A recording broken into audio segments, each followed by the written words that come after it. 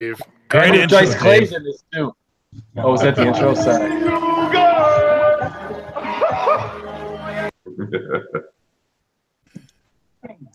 I'm waiting for Dave to tell us where all to go.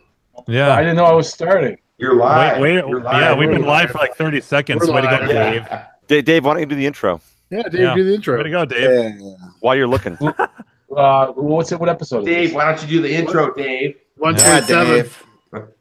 127. 127, Ladies and gentlemen, welcome to the Arcade Hangout, a weekly YouTube live broadcast. We also have a podcast, just a bunch of collectors from around the country and Canada, and sometimes Australia.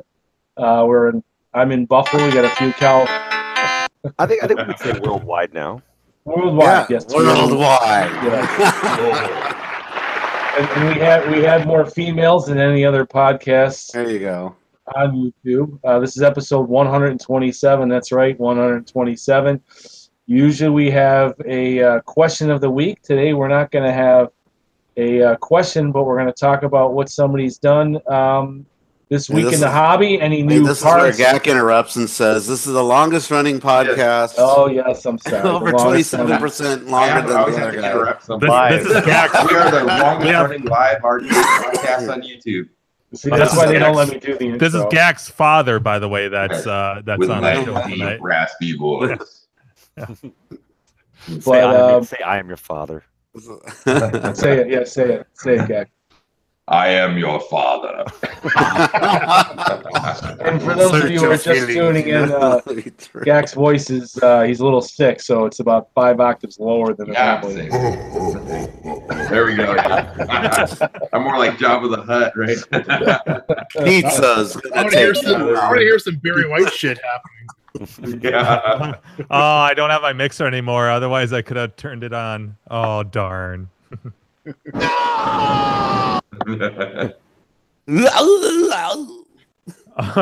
Oh, it's early yet. We'll get to that. And I'm both happy and sad. This is going to be my last podcast from this room on the Arcade Hangout. Boo. I'll be officially in a new house this time next week. Yay. Yeah. Hey, speaking of Gak, I got to mail you a T-shirt. So text me what address you want me to mail you a Okay, T-shirt will to. do. Will I do. was thinking about that. I should have queued up the "He Ain't Heavy" again, just like Andrew the other week. Gak can talk about his fondest memories from that room. You're right. Many internet porn searched in this room. Oh my God! You see all Is it- those white spots behind Yeah, he was faster than me. That's exactly what I was going to say. Spider-Man's the wall when he's done. Get the black light on the walls now. That's not spackle, if you know what I mean. Yeah. Well, some kids call it spackle. Some kids call it cock. Yes.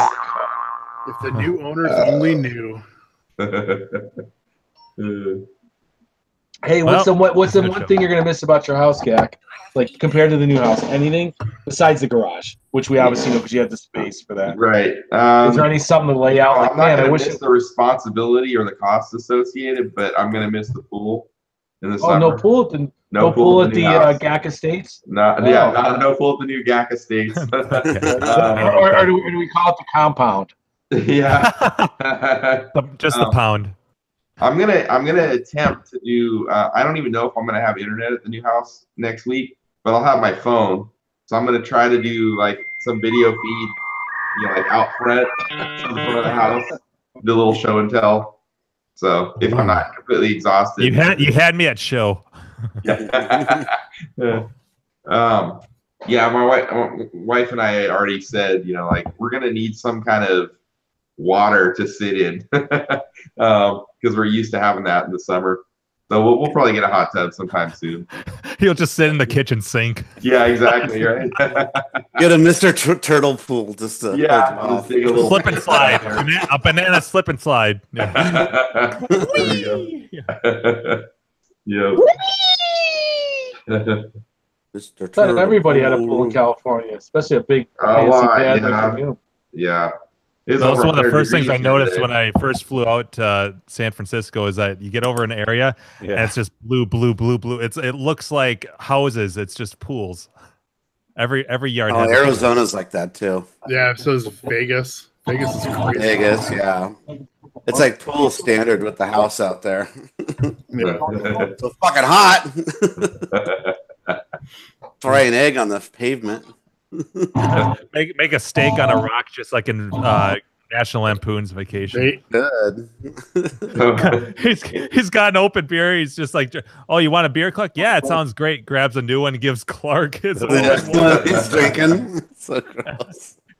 So the IRC YouTube punk said popcorn ceiling. Oh, I hate popcorn. Necros was all, we need a GAC montage of porn searched in the past. no, Yeah, you but don't. you're No, you don't. yeah, you're very consistent. So all those holes, all those white spots are like in the same line. So is it like growth marks? You know, like when I was this age, I was this height. Okay, so when I was those up 22, higher, I those could are hit from the tentacle videos. And then the low ones are at your current age. You Yeah, yeah, exactly. can't quite hit the mark anymore. Can't see the line, can you, Russ? Oh, jeez. Well, I'm cut off.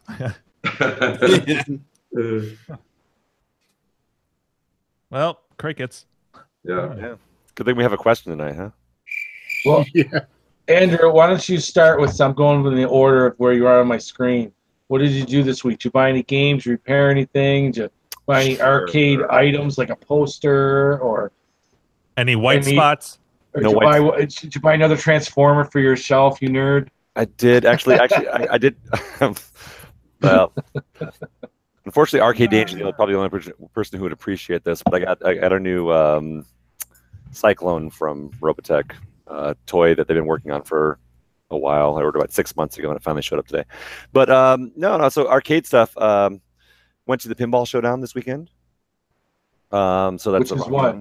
Rocky Mountain Pinball Showdown. So that's a yearly event out here. They had about 300 games. Keep growing, although it's kind of weird. It feels smaller, but I think it's because they're expanding into new kind of rooms around the place. But yeah, I got to play Guardians of the Galaxy, which I told you guys about on Slack. That game is pretty fucking awesome. I have it in my local shitty bar where I sold them the NBA Jam.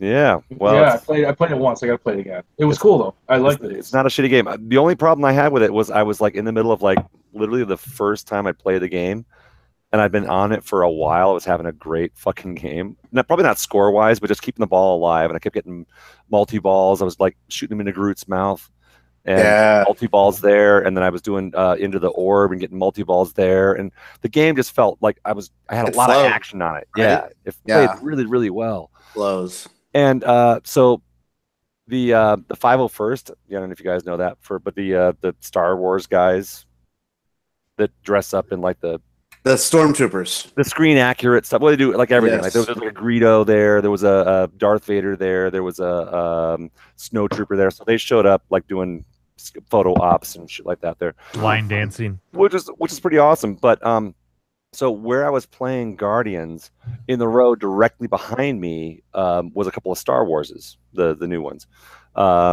and some fuckwit like basically was like in the middle of my game, like I had was on ball 3. He comes up and basically pushes me off the machine and was like, I gotta take a picture because Darth Vader is behind you playing the new Star Wars pinball machine. Get the fuck out of my way. He like literally like pushed me off the game, and like as soon as he like pushed me aside, I was like, he was like, dude, I'm sorry, and I lost my fucking ball. I'm like, seriously? Fuck you! Perfect. And I'm just like, that's a good time. That's good. Like, I hope the photo fucking makes you just champion on Facebook, you fucking twat. Hope you choke. Because that Darth Vader playing guitar in Melbourne is going crazy on Facebook. Anybody see that? I'm like, what the fuck? I mean, it's cool, but no, but it's like I waited for like a couple who were playing doubles, and then another guy playing by himself, and I had to fucking wait to get to the game. It's my first fucking time. And you're having a good game too. And I'm having a good game. Fuckers. and that's not common for me in pinball. Like I'm you know, like I'm not a great So pinball player. So you're saying I have to go back and I have to retract. My shitty bar isn't a shitty bar. It's a nice bar restaurant because my friend's the owner. Oh, you didn't drop it. Yeah, but I'm just saying, you know, like it didn't mean it like that. But it's a dive.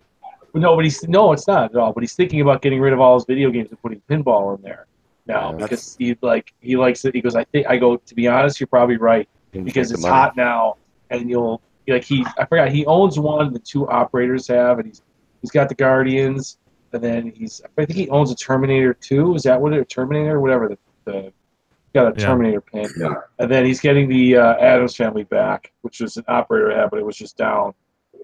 And he's gonna get. And on Thursdays, he's trying to do free pinball 8 to 12. And I'm like, I go, you gotta, that'll bring people in if you get more machines. I'm sure. Yeah, pins are definitely a way to make money on location. I mean, big upfront, investment, but especially in new ones. But people will I just only walk played up it and play once. I only played it once there. So this Thursday, well, I can't go this Thursday, but next Thursday I'll have to go after work and play more Guardians for free.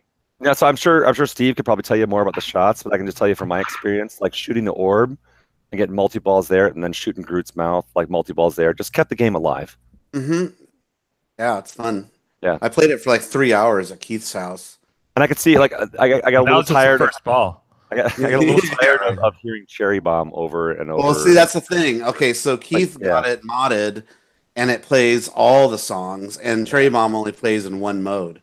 Right. So, and not only that, instead of the standard voice actor saying, shoot the left side for blah blah or whatever, the guy put in quotes from the movie. So it's like it's like how the pin should have been. It's how it should have been made.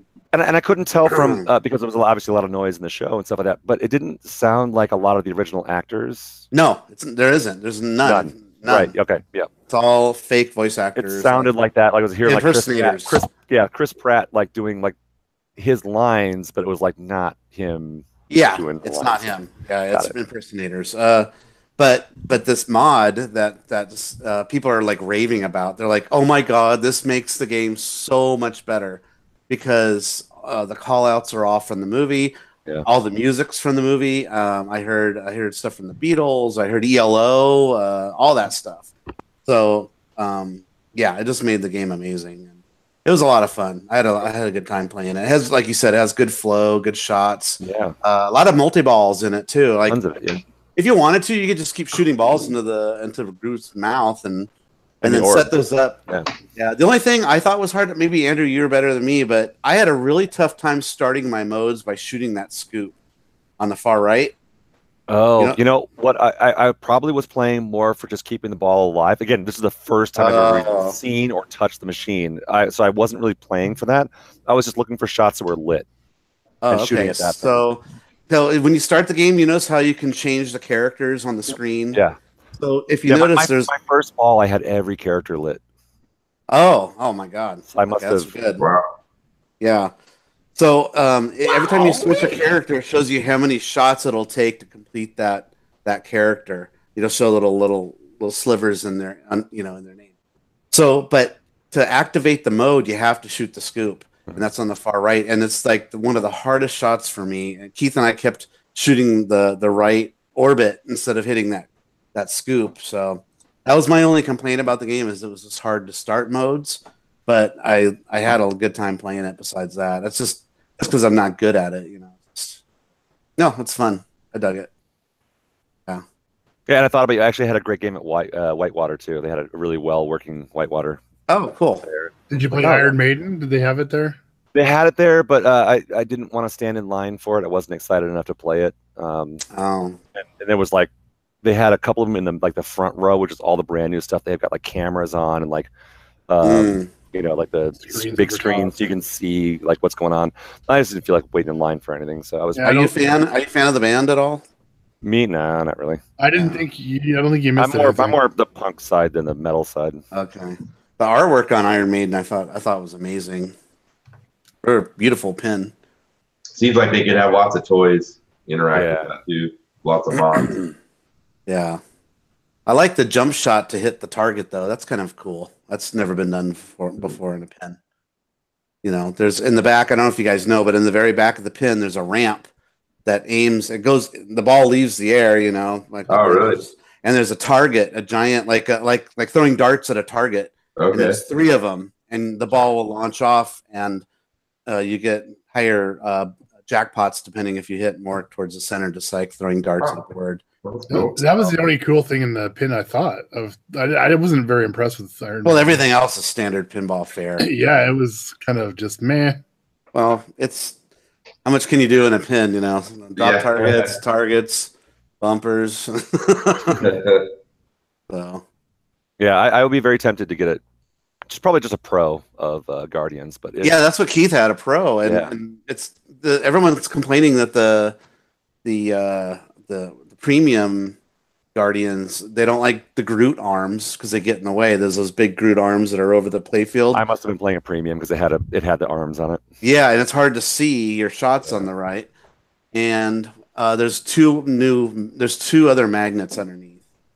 That's about it. So yeah, just get a pro. It's like save $2,000. Same game. Right. Jeez. Yeah. Yeah, it's like Ghostbusters where it's like they changed the ramp layout, they added the subway. That's it's a lot. different shots, you get the ecto goggles. It's like there's a ton of stuff on that playfield. Mm-hmm. Yeah, different. Yeah. So Pinball Showdown was awesome. Loved Guardians. Like that would definitely be on my I mean I can't afford to buy it, but like certainly play it every time I see it kind of thing because I just had such a great time with it. I don't, my voice is all fucked up right now too. Not as bad as Gax, but it was the Descendants show that I went to on Friday, which was fucking epic. Awesome. Descendants. Yeah, I mean, it's one of my favorite bands growing up. Like, so we were talking about Iron still Maiden, together. right? Oh yeah, they're still they're still together and still making new music. They just put on an album last year. Wow. Yeah. Like Evo. Yeah. Is Devo still putting out music? Yeah, they just put an album out about 4 or 5 years ago. Wow. Yeah. Something for everybody, I think it's called. Yeah. Necros, it's close. It's not the correct spelling, but yes, the Descendants.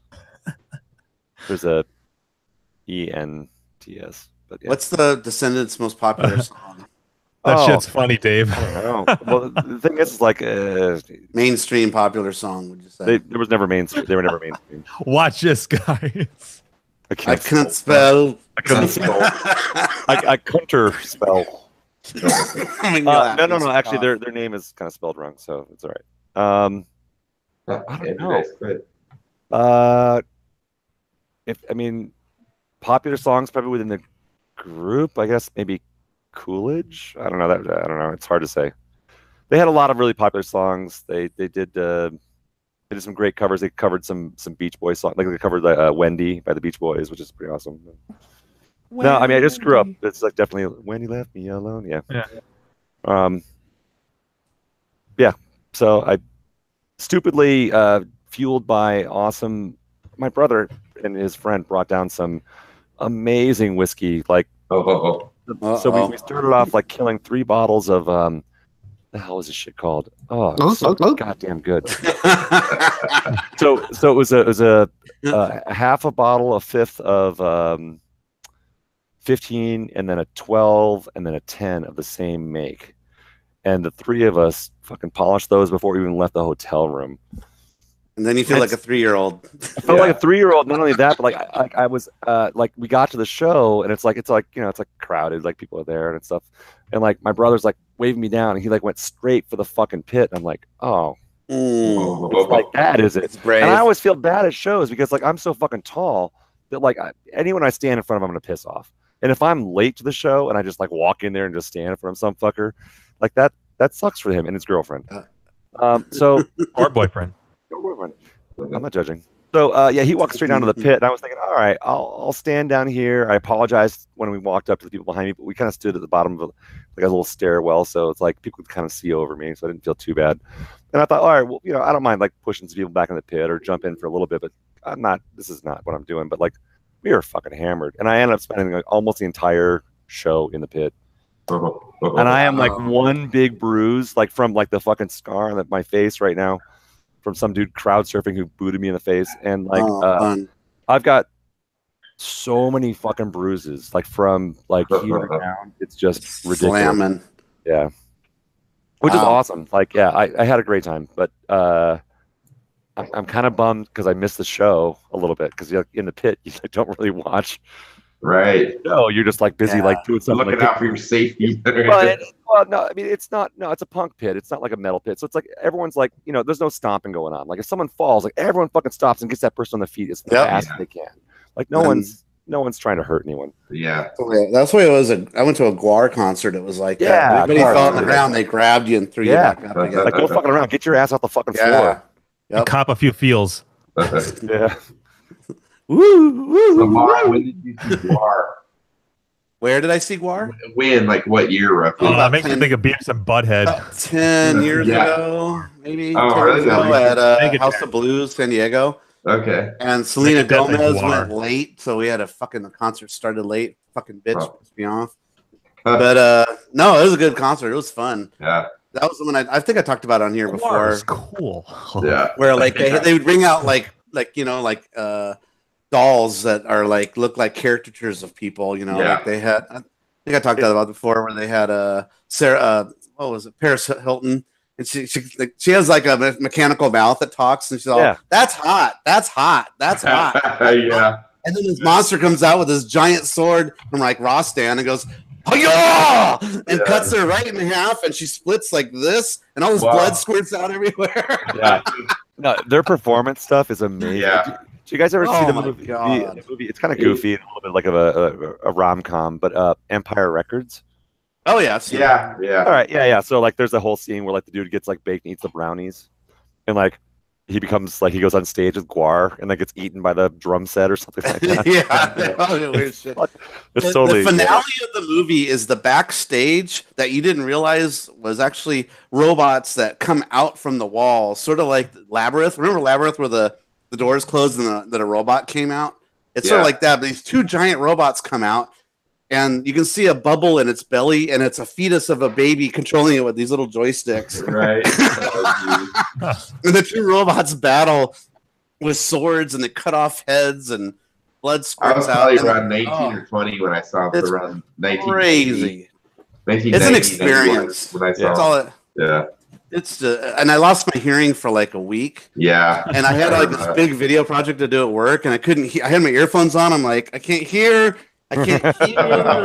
All I hear is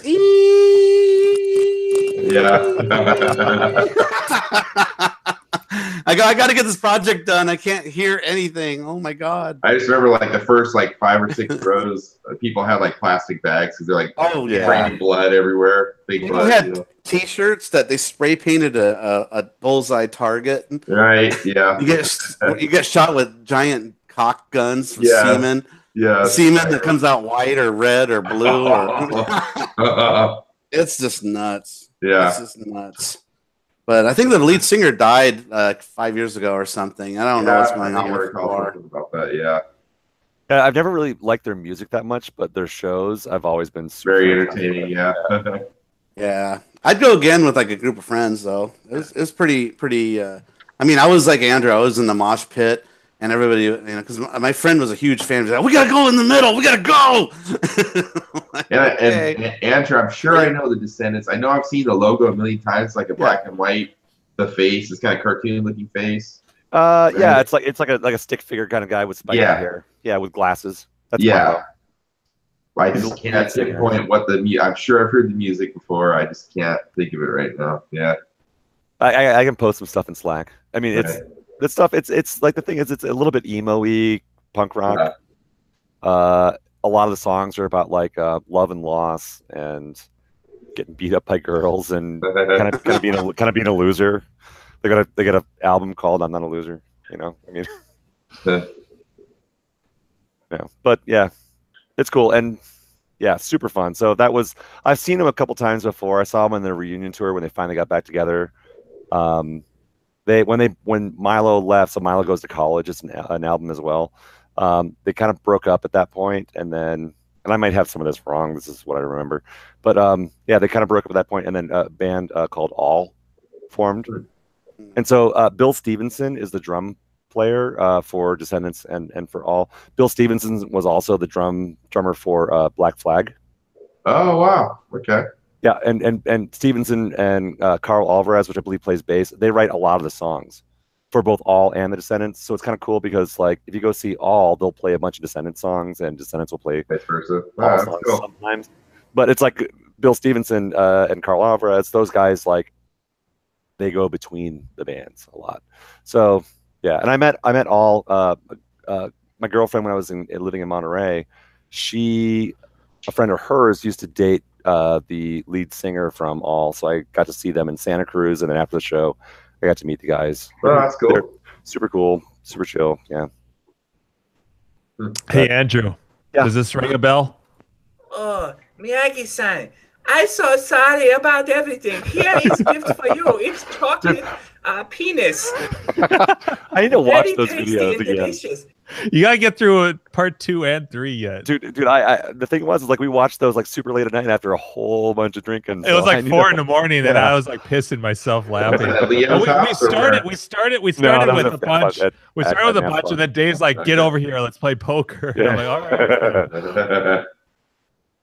That's something I introduced to Jim and Jim's, who's Carrie obviously knows them as well, but like the Karate Kid dubs on YouTube, yeah.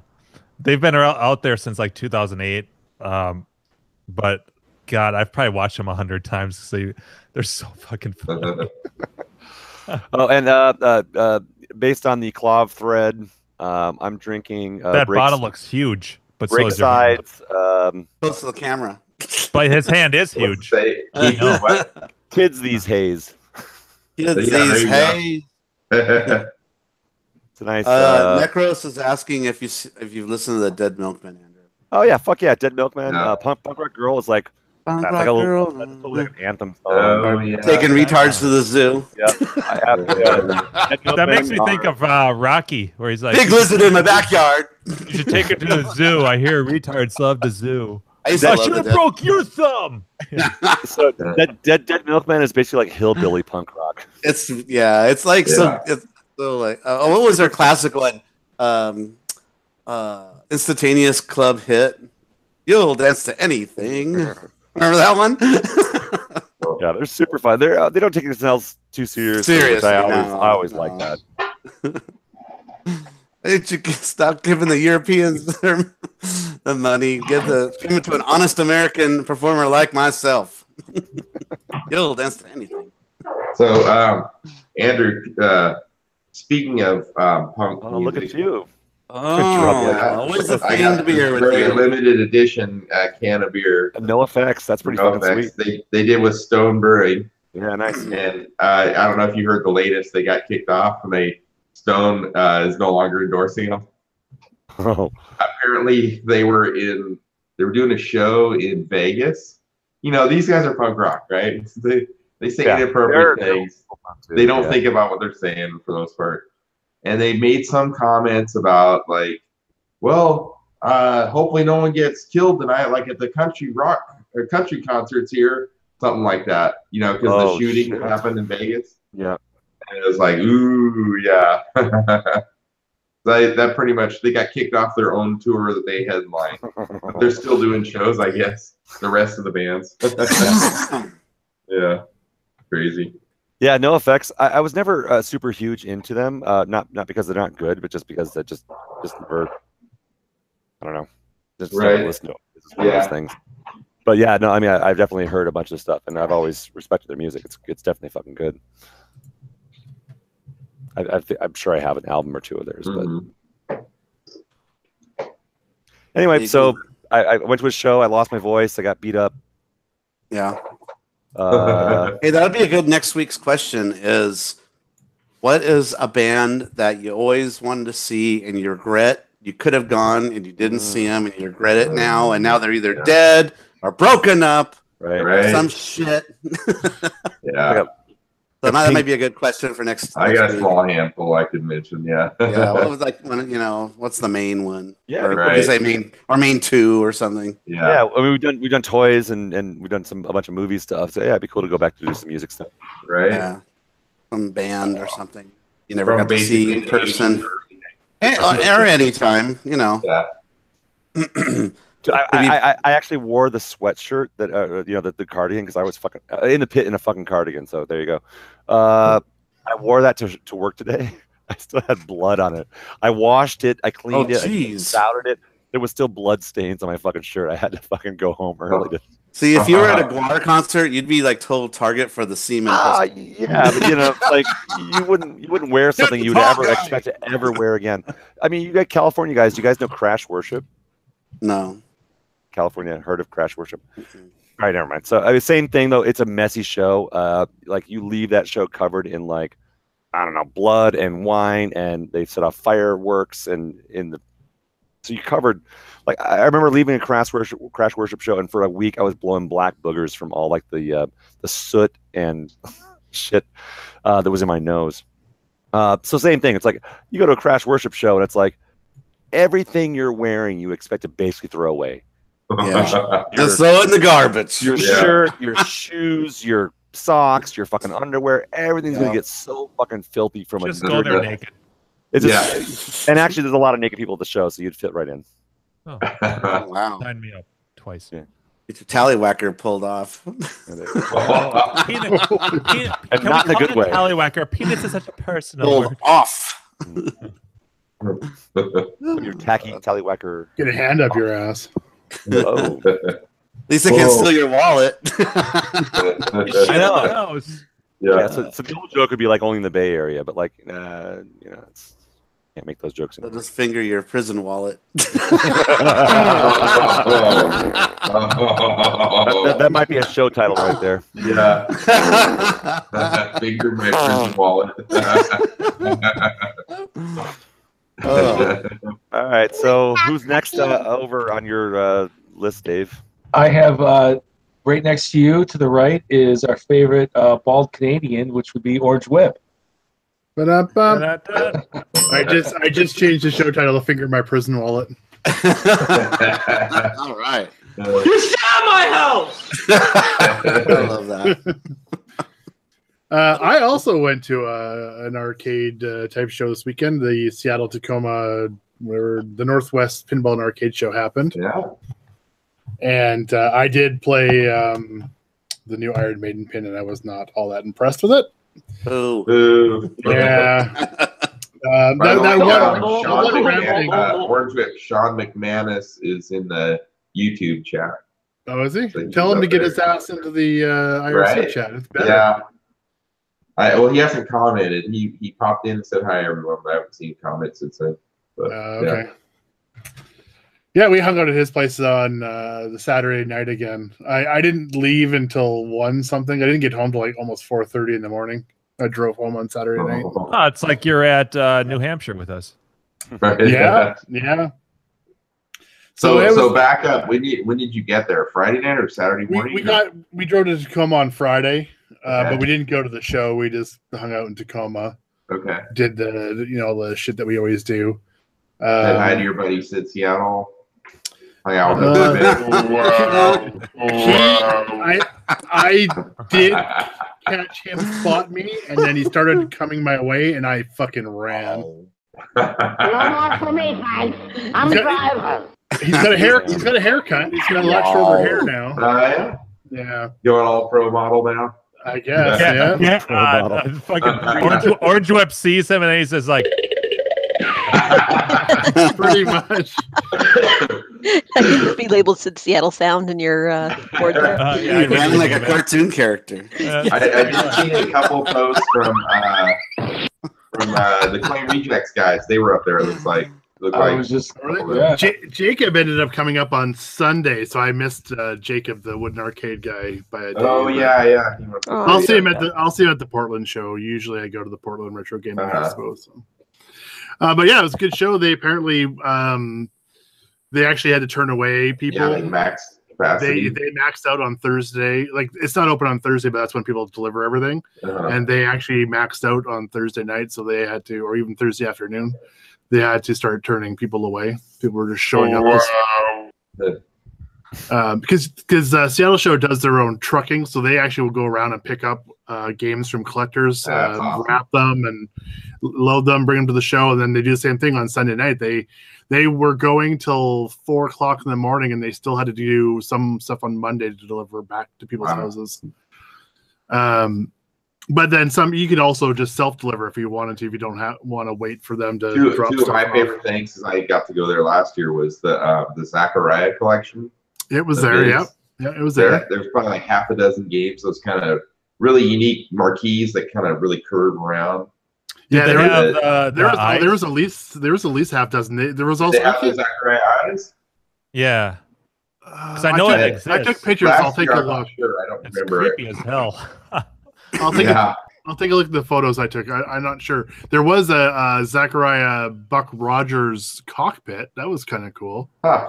It actually had the stick was like a I don't know what you call it, like a W shape, Okay. Yeah, and the two sticks were fucking Tron sticks. Weird. Yeah, so they had black light all, and it was all. So the Zachariah stuff I remember, and then Blind Dog, his collection, all his black and white stuff. Well, that's not even all. I mean, he's got like 50 or something. Yeah, I saw that on Facebook. Did you play Subs? I love that game. I played. I think I played Subs for just a couple minutes. There was always somebody. It was pretty busy there on the Saturday. I did see Subs on the floor at Grinkers, by the way, when I was there a couple weeks ago. I can't wait. I don't have emotional things. In the new expansion, I saw it on the floor, and it was Subs. awesome. That's the sandwich. I don't remember seeing that. Maybe that's new. It's the dual screen. There's sandwich. like two black and white monitors with like maybe a green or blue overlay or something. Yeah. Want to say?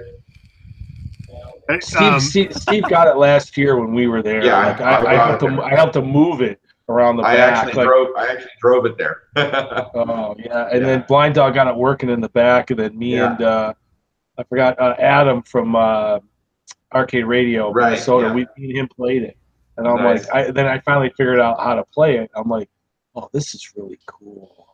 Like this is so unique. Like just the head-to-head type thing. I'm like, oh, I get it now. There can't be too many of those guys around. No, not at all. There was one on eBay for like $7,500. Yeah, there you go. There's Subs. There it is. That's from the show on Saturday. Yeah, I love that shirt. The striped shirt. Or the mango shirt. It's very Kevin Arnold. Oh shit, I missed it. Subs. That's the new Crickets. I'm impressed you're trying to sing that, Eric. I know. He sounds so sick. When I hear it, they just think of old school. I love old school so much. It just makes me laugh. There we go. Super Galaxy Cobra. What the heck? Oh, damn. What's up with those marquees? I'm looking at the arcade equivalent of Double Bubble. So what am I looking at? Why are these so different? Someone explain it. So those are imported from Italy, I think. Yeah, they're European. That Cobra is the spaceship. That's from Scramble. It's Super Cobra, is what it says. But it's been converted to a Cobra because the marquee around the screen though is that's like a Scramble. Okay. That's Super Galaxy. Look at the joystick. It's like fucking awesome. I love the curved marquee. This metal shaft. Oh yeah. Holy shit. Yeah. What is the thing on the right side of the right coin return on these coin doors? What is that? What am I looking at? Like, is that a condom dispenser? They're probably credit buttons because everything's on free play, right? It puts out M&Ms and you win. Jawbreakers. That looks like metal. It's like old soft Mike and Ike's. Just from 1982. Yeah, that's right. There are a couple guys in the Pacific Northwest that make little things like that to put buttons on, and also drink holders that they slide into the coin door area. Like what's the game on the right? Yeah. No, they're actually usually really thin. On the right is Zaxxon. Okay. They're usually really thin, and they actually slide in between the coin door and the frame for the coin door. Oh, look at that! You can see that it wraps on the top. Yeah, there's guys that make drink holders that hold your around. beer and stuff into that do that. Nice. So there's a couple other ones. We like the reach arounds. Must have been golden. Yeah. Was it Yeah, look golden? at just the weird shape. So that looks sort of Nintendo-ish. Well, look at the weird Yeah. shape of that. Oh wait, that's a Slots. dude. Yeah, so sorry, there's people there. I couldn't get clear pictures forever. There. Yeah. He's got a winter coat on. Just and shove it's- him out of the it's way, June. just like Andrew at the concert. Just Yeah, push him out. right. I'm taking a picture. Sorry. Yeah. Yeah, Was it? There's a guy in a Darth Vader costume. the Northwest Yeah. is weird. I'm sure that's why I was so shy about that little fucker trying to push me out of the way. As my ribs were fucking so bruised, I was afraid. You're Did you're they have bruised from the girl, the old lady on your flight with the sharp. Oh, there's the Buck Rogers. With a pencil sharpener on her fucking elbows. Yeah, yeah, check the sticks on Don't it. mind me. Oh, that's wild. Yeah, And the brown cabinet is scramble. It looks like about 3 cabinets. Mock, that's down. actually Yeah, a this- MAME cockpit. this is a Mr. Do right here. Probably have another picture Wow. of these ones. There you go. Oh, Yeah, wow. there we go. Astro Oh War. my god. I mean, look Like- how curved the Yeah. Color marquees overload. are. Holy shit. Yeah. Lazarian? Lazarian. Lazarian, yeah. Lazarian? That's that fun spot. They have one of those there, I think. Did they? Yeah. Those all look like They have had- multicades just because of the colors. Right. They're very bright. The Yeah. curved, like, marquee. That's one person that has his collection there. Yeah. Sorry, very sorry. cool. This is from Europe somewhere? Astro I Mars. think Italy is where they Italy? were. Most of them were Italian made, I want to say. It's like they got to do whatever they wanted. Or they were either they were licensed or bootleg. One of the two. No, they're Wow. licensed. Yeah. They're the licensor for a lot of the companies in Europe. They it'd be expensive to ship all the cabinets over. So what they did is they shipped all the game boards and everything, and then they built their own cabinets in Europe. And you could do whatever you want. They did whatever they wanted with it. Yeah. They kind of like Williams and Stern at the time. They were a pinball manufacturer, right? Originally, is that correct? Yeah. And they started I doing don't know. bids with the Yeah. popularity in the early 80s, late 70s. I'm not sure. Actually, here's a couple more still. So yeah, he had a little bit more than a half dozen or so. Yeah, I can say at least a dozen. Hossler, yeah, the pool one. Quasar. Yeah, and there's another one Yeah. right here. I don't. Looks like some sort of. What's that little guy? Yeah. Looks like Galaxian or something. Yeah, this is a hustler. Hustler. Yeah, it's like pool. Like pool. Yeah. Did they have that kind of homebrew, what was it, like an Asteroids Deluxe cabinet with a homebrew game in it? No, that wasn't there. I think didn't that guy actually go into production with that? I recall hearing the guy was trying to make them, like Yeah. I remember Yeah, seeing but- something on Facebook not long after the show that he was, but I haven't heard anything about that game since. yeah. Yeah, I don't Huh. remember seeing that. No. Yeah. This is actually one of the things I ended up buying 3 games from the show, and I also had picked up one on my way down on the Friday. That's why we went down on You Friday. trying to own more games than Stevie Grinkers now, or what? One of You got 10 times 10 times 10. there's a game I've been looking for since day one of collecting. There's a game I've been looking for, and I basically I've never even hardly even mentioned it because I gave up on it until I found out that Leo picked one up last year, and I was just like, no, you can still get them. Mad Dog. It's a Mad Dog McCree, and Yeah. I mean, I'm so bummed that Leo didn't have that working at his house. I was so desperately Right. hoping to go to his place and fucking play that game, and it was You sent better out. watch Yeah. out for Mad Dog and his I know. thugs, or So- else some guy comes up to him. I told Leo about that. I sent him. I happened to be on Claw at work, and I'm like, "Holy shit, dude, you got to buy it." I've been on Claw for a few years, and I've never even seen a mention of it. This guy's got one. that's how I one at knew Outer Leo Limits. got it, because you told me that Leo got one. I'm like, what the fuck? I've been looking for that for like literally 25 years. Dude, that's I've Leo's only- like I've first and only only seen 2. game. Yeah. Yes. Yeah. They had So- one at Outer Limits, and then No, I he's played it got on 2. Well, he's got 2 now? Well, he's gonna have 2.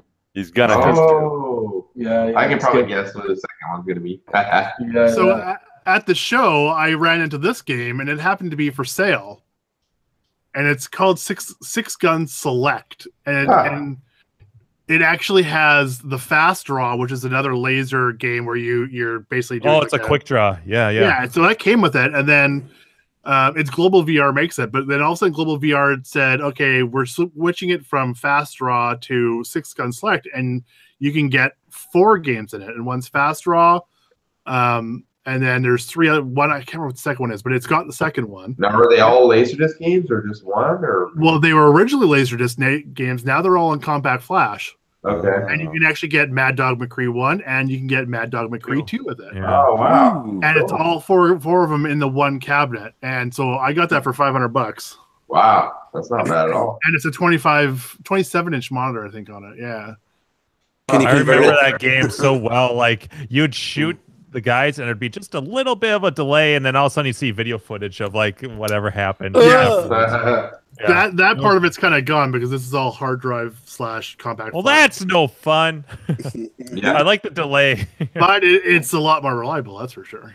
Yeah. So I I just- just I remember you'd start the game, and like the town like old guy that knew everything would come up to you. He'd be like he was like he's like a prospector or something. Yeah. He's like, you better watch out for Mad Dog and his gang of thugs. And then like as he's talking, a couple of the gang members pop up behind him, and if you kill them, he gives you some more clues as to where you should go next. But if they shoot him, then you're kind of screwed. Oh wow. Yeah, no, I don't know why. It's a shitty game, but I've always loved that game. I love it. It's so hokey, and like the video footage is so Yeah. like Jimbo, YouTube Punk asked if Mad Dog is a sequel to Cheyenne. maybe unofficially. Yeah. I think the other game's like the Last Bounty or something like that. I think it's the If other one. they were to make that a sequel, though, they would need to put some character in the footage that you had to protect at all times, like throughout the whole entire game. Right. That couldn't do a damn thing. Like, I've got guns, but I'm just shooting up into the air. I don't know what I'm doing. Yeah, Save me. Yeah, because that's what Cheyenne basically is. Yeah. Yeah, so that's what I did Saturday. Sunday I came home, and the town where I'm putting my arcade in, my dog was barking. They had their festival day, so we walked around and handed out stickers and temporary. Yes, it was a big party. Temporary tattoos and that sort of thing to people, and answered a lot of questions. Show us yours. I don't have it on anymore. Show us yours is a very open-ended request. Yeah. Well, you can interpret however you want. Yeah. Let's see the transfer. There's no official question tonight, so yeah. And the exciting thing hasn't happened yet, but I get the keys on Friday morning to the. So Wow, that's great. Nice. you're gonna set up Wi-Fi right there immediately and do like the GAC walkthrough, like when you Wow. first move in. Yeah. There you go. Do it. I could. We Yeah, want to see the place naked. I probably could. Just the place. Naked is our middle name. It's going to take 2 or 3 months to do a build out. So The it's arcade definitely naked gonna take a hangout. while. Even better though, how awesome it would be. Like I'm sure you're gonna do like pictorial, like to take pictures of everything all the time. But like, are you gonna post on Clav? Like, what's your plan for like the transformation of this amazing The big space? reveal. We have Instagram accounts and all that kind of stuff, so it'll probably be all on social media. But have I ever told you guys what we're planning on doing as far as we're having food? We're having a kitchen, and we're also Routine. no. All we want to know is about like what you're gonna have ready for us next year in 2019. Yeah. So the big thing was something. I've been fighting for booze since day one. The city basically said no. You're a booze fighter. And I finally fought and got an 18-month review. So after I've been open for 18 months, they'll review it and possibly give me alcohol. And when we went into the last council meeting, they actually bumped it up to only 6 months that I can get a review to get alcohol. And that's from when the temporary use permit I got went live, which was last February. So basically by the time I opened, I could actually apply for alcohol.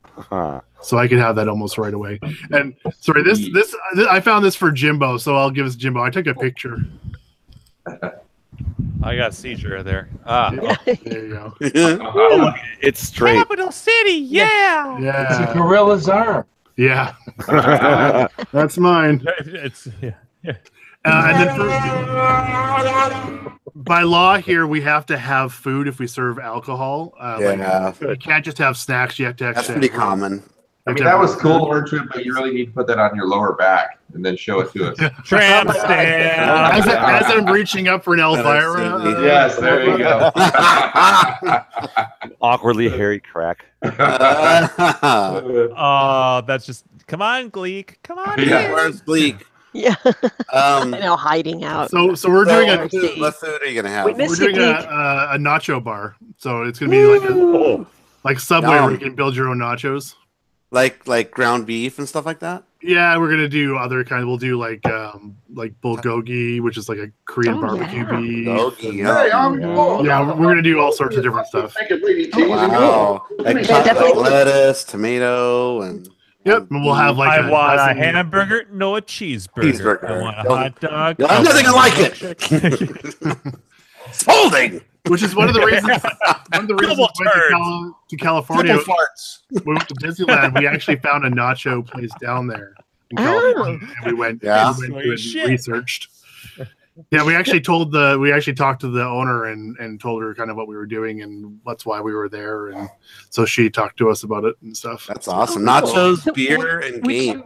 Yeah, would you be looking at real cheese or scary cheese sauce? We're gonna be making our own real cheese sauce. Oh. But we also will have an oven to be able to do baked cheese as well. So the idea is to have a queso, have a white queso, and have real both made with real cheese. We don't really have Velveeta up here. What? We do, but it's a small little block like this big, and it's fucking expensive. You're fired. Yeah, it's the tariffs. I tell you, the tariffs on.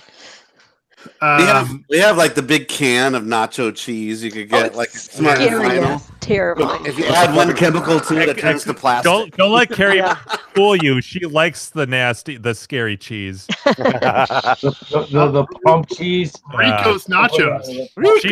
She talks a big game, but when all is said and done, she's like, this is actually pretty good. I'm just like that. I talk like that during whole movie.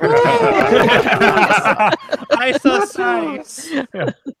That sounds awesome, dude. That does. Yeah. Well, we have a hospital like just a couple blocks. And so when we get sick on the nachos, they can be fresh there. When we feel over. They're always walking up and down the street looking for a quick bite so they can go get you something to eat and go back again. So because we're going to be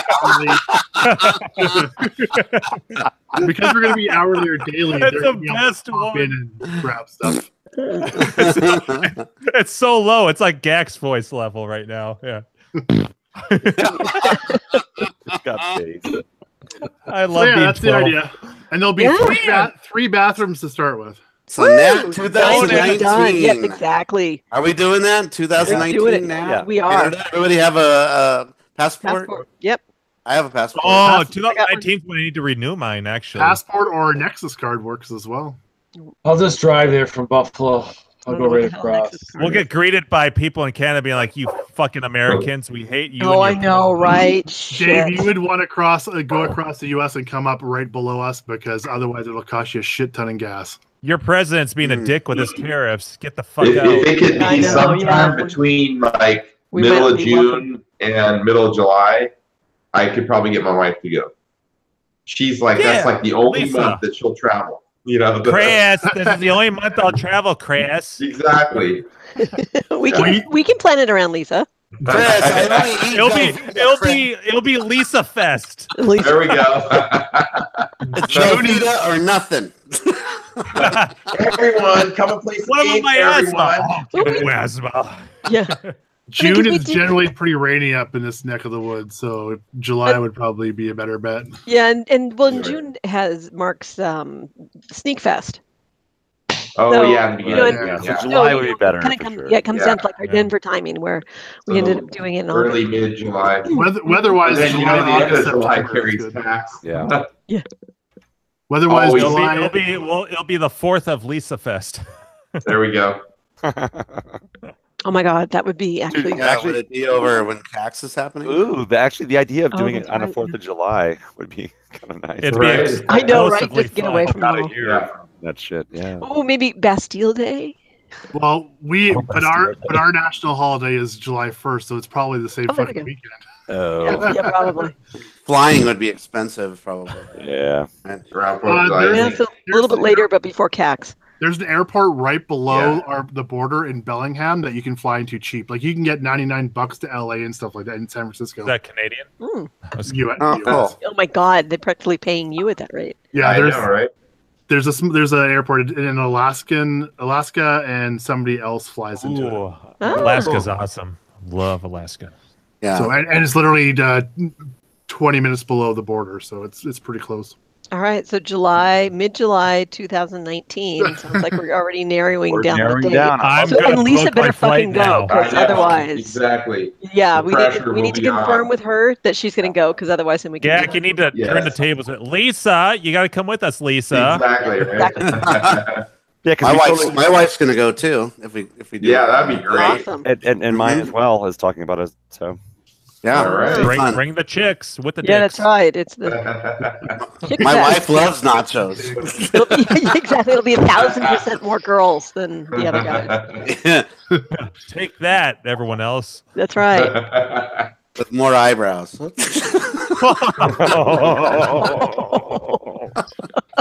100% more. No, 100%. just leave that one there. That Mhm. Yeah. needs no nothing. airbrushing table. required. Yeah. Well, Dude, Orange Whip, I am super excited. Yeah, we're all Yeah. excited for you. Yeah, congrats, man. Yeah, it's a lot of It's fucking a work. long journey. Fuck. It's a long journey. It's exhausting, but going I'm to glad shows we've- and events revitalizes it. Though. I'm glad we've got these shows to kind of That's awesome. archive the progression of everything. No And doubt. then we know that after you start up that arcade, like a few shows later, when you start to decline, you're like, I fucking hate this hobby. And Yeah. I hate people. I hate customers. Mhm. Yeah, I never I want to hate nachos. If I look at nachos, I'm gonna barf. The sucky thing is I'm making shit that I can't even eat anymore, which sucks. Yeah, that's welcome to the club, my friend. Yeah. We have a carrot bar. yeah, exactly. We have a raw vegetable, A plain bar. rice and Yeah. plain rice and vegetable bar. And you get to sprinkle it with delicious kale. Yeah. Yeah. Yeah, reach for the front, not the back. No. Wait, So yeah, is that so advice? that's about it. I love That's that. what I did this past week and going to do this week. Getting the keys finally is pretty exciting. Yeah, for sure. Yeah. That's really cool. I'm That's excited awesome. for you. It's All a win right. for all of us. So Yeah. Dave, who's next? Well, at this rate, we'll be done at 1:30. Carrie. Yeah, Yes, shit. yes, Dave. We've all done a lot this week so far. The two of us. You've done enough for me. I don't need to answer. Yeah. Oh, am I getting called on? Mhm. Oh, I Yes. thought Dave was just randomly Oh, sorry. saying my name. You didn't No, no. hear dun, dun, dun. I didn't know. I did not hear the I'm going. I heard general chaos. I heard Dave saying my name. So the question is, so we don't have a question of the week, but we're nonetheless talking about. What have you been doing arcade related? Have you bought anything? Fixed anything? Dave, shut that shit off. Turn your phone down. I know. I'm sorry. It's multiple things going on. I'm sending stuff to Jordan from Coin Rejects. It's Kung Fu date night, so he's at Kung Fu Theater with his wife. I was trying to get him on here. Oh, that'd be cool. I'd like to see those guys on here. Yeah, he's doing something. But I'm going in order of. So Carrie, you're up, and in the bullpen is Jim, so he can get ready for the next. He's All right. next. All right, mine's easy. I think Carrie just missed it. That Dave's the host for tonight. Oh, lovely! Wow. Well, yeah, not really. It's just they just made. I don't know. You're out. You're Hey, don't sell calling up yourself people. short. Yeah, You're a exactly. tremendous slouch. You get host pay for this shit. So But I do like when we talk about arcade stuff because I'm still always a noob. You guys have done way more than me, and I find it interesting. I learn something every night. So, Aw. Carrie, what have you done this week? If not, have you bought, repaired, moved, cleaned, got something shipped, anything Slapped played? right. Yeah. I went- Something broke, something on fire, the dog pissed on the tempest. I don't know. Brr. So let's see. Well, I've had a handful of things, but nothing huge. I although I I can take say offense to that. No. It's been a couple weeks, Jimbo. Give us a Gary, break. did you already talk about your? At my age, Yeah. Did you talk about your pinball, Gary? No, that was so on my. Well, I talked about picking up Lord of the Rings, but yeah, I don't think. But you're probably talking about. I did. I got a couple of mods. Well, one more significant mod for Twilight Zone. It's amazing to me. Oh, that's right. Yeah, so I did so I put on. So because I got I think last show maybe or show before I talked about getting Lord of the Rings, and then I had to give a little love to Twilight Zone because I didn't want it to get jealous. But so I picked up actually the piano mod, which is like a little plastic piano that sets over where that shot is, and it looks really cool. It came from Spain and it came with no instructions, and that was kind of a bummer. Most of them don't. You're on your own. Yeah, pretty much. And I'm used to the ones where usually like they involve wiring and things like that, so it comes with a little bit more. But this one, it was like a little bit of a so what do I remove stuff? Like, how does this thing go in there? Does it have an LED in it? No, but and unfortunately I don't have a picture of it, and if I did, I wouldn't know how to display it anyway. But basically, the piano shot for Twilight Zone is kind of like 2/3 up or 3/4 of the way up the play field. It's off to the side, and there's two lights that just kind of hang out. There are a couple of 555s that have some like the caps on, and one is like a red cap and one is a yellow cap, and they just kind of hang out under the clock. And it looks kind of unfinished, honestly, because it's just these two lights that hang out. So what this mod does is you put those lights into a couple of slots that then kind of backlight like the scroll for a piano, for like a player piano. So when the lights light up, the little scroll lights up. So it's utilizing the currently existing lights. And cool. it makes it much more clear, because if you're just walking up to the game and you're supposed to be making the piano shot, you can't really see where the piano is because you have to look on the play field and you'd be like looking around. And so this looks much more finished, but it just so all you need to do on this one to install it ultimately is remove the screws for the lights, move the clock so you can get the piano underneath, and then reattach the clock and put the lights in there. But of course, so I get it all in there and trying to get it fit right and turn it on, and when I turn on the game, little error message. Oh, I hate that sound. I know, right? I'm like, God damn it, because it makes my butthole pucker. Pretty much. And I remember when I picked up that's all it takes, huh? All right. That's all it takes. I hate that sound on a pinball table. And it doesn't bother me when it's someone else's, but on mine, I'm like, oh, fuck, no. If it's someone else's, you laugh. Oh, I do now. Oh, I judge the shit out of pinball games. And I walk by, I'm like, oh, look at there's a credit dot. Exactly. There's 2 credit dots over there. People don't know what credit dot means in pinball. If you ever own a pinball table, that means you've got errors. Yeah. Usually switch errors. And then you gotta figure out if it's you gotta replace the switch or just activate the switch if it's like a hard thing that people don't hit.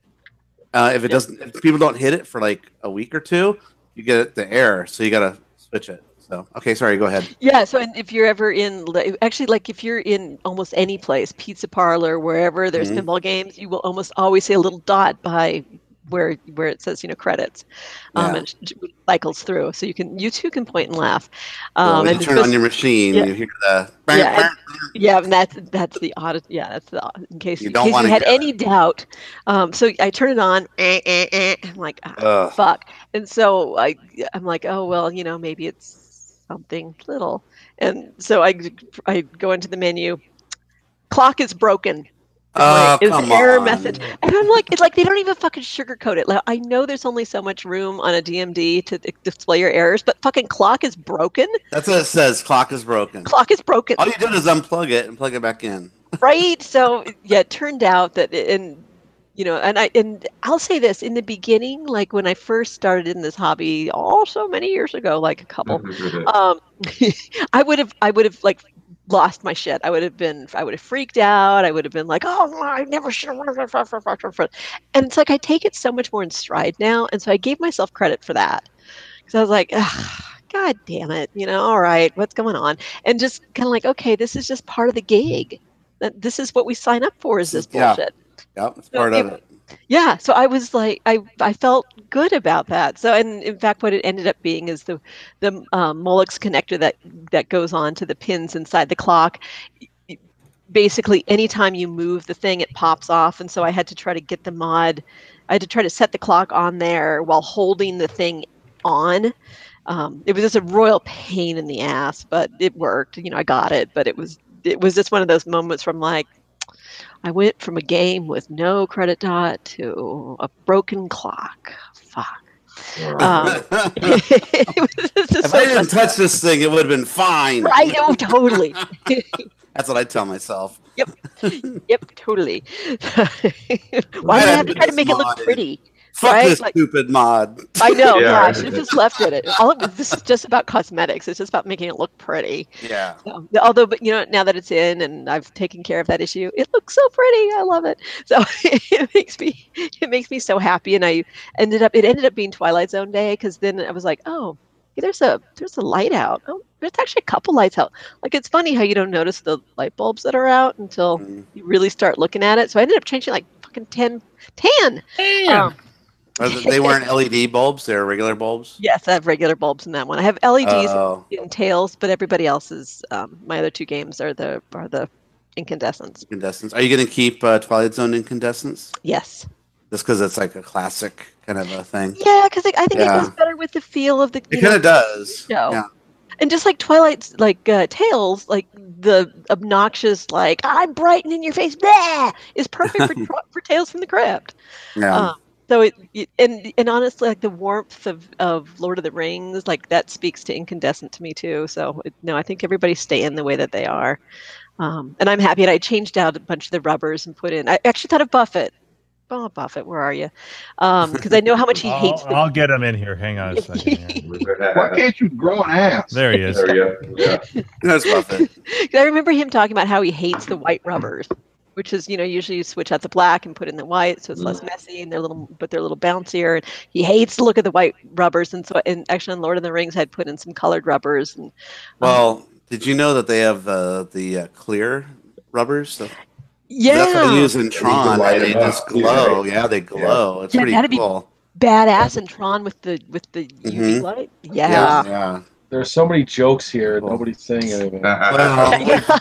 Sorry, we're talking Street Fighter in the IRC. So yeah, no. We talked about boiling your rubbers. Zero. I figured you were paying absolutely no attention to this because it's a lot of arcade talk. I'm surprised I'm skinny. Well, I'm not skinny. So it was a lot of pinball stuff, just kind of maintenance-y kind of things with the lights and the mods and then the other thing I did was I'm officially done on at least the restoration part of Baby Pac-Man. In that the one thing I had left to do, yes, yay! The one thing I had, in fact, I took it off my signature on Claw because good save there, Jim. Yeah, so I used to, in my signature on Club, I used to list like all my games, and then I realized that that's actually pretty obnoxious when you go to search for something like, oh, I'm trying to figure out something about reactor, and so you type in the search term reactor, and then everybody who puts fucking reactor in their signature pops up, and you're like, oh no, stop. So I ended up taking my game list out. I figured I don't need to try to get credibility anymore. Like, no, really, I'm a girl and I do have games. I'm like, I don't give a fuck anymore. So yeah, so I just list kind of what my projects are. Like, I think like what my projects are and something about the blog that I haven't actually written on in a million years. Because I have a story ready to go, but I just need to finish off the game. But anyway, so I took Baby Pac-Man Restoration off of my signature as one of my current projects.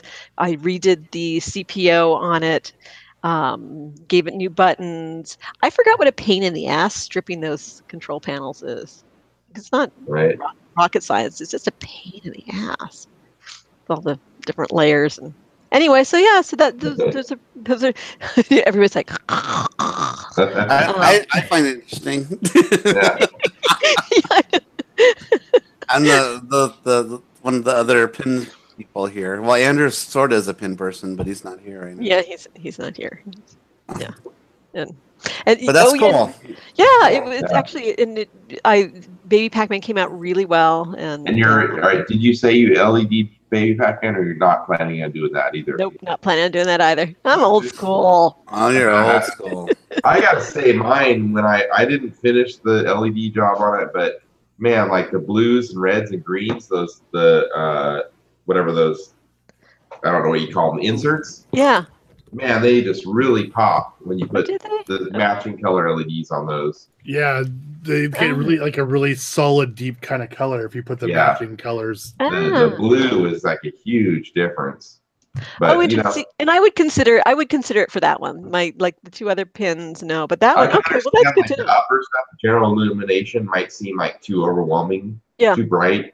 But like the color inserts, when you want the colors to be more vibrant, it seems like, man, that really makes a big difference. But okay, well, next time I place a pinball order, maybe I'll pick up some LEDs. Did you have to do anything because I know sometimes you have to change the resistor? Right. No, I think I just basically, it was at Pinagogo one year where I just told the guy the machine I was doing, and he looked it up and he was able to get like a chart, and he just started grabbing them out of the bins and handing them to me. So yeah. Oh, I wonder if at CAX maybe they'll have some. I bet. Yeah, I'm sure they will. Yeah, and I could not have to pay shipping.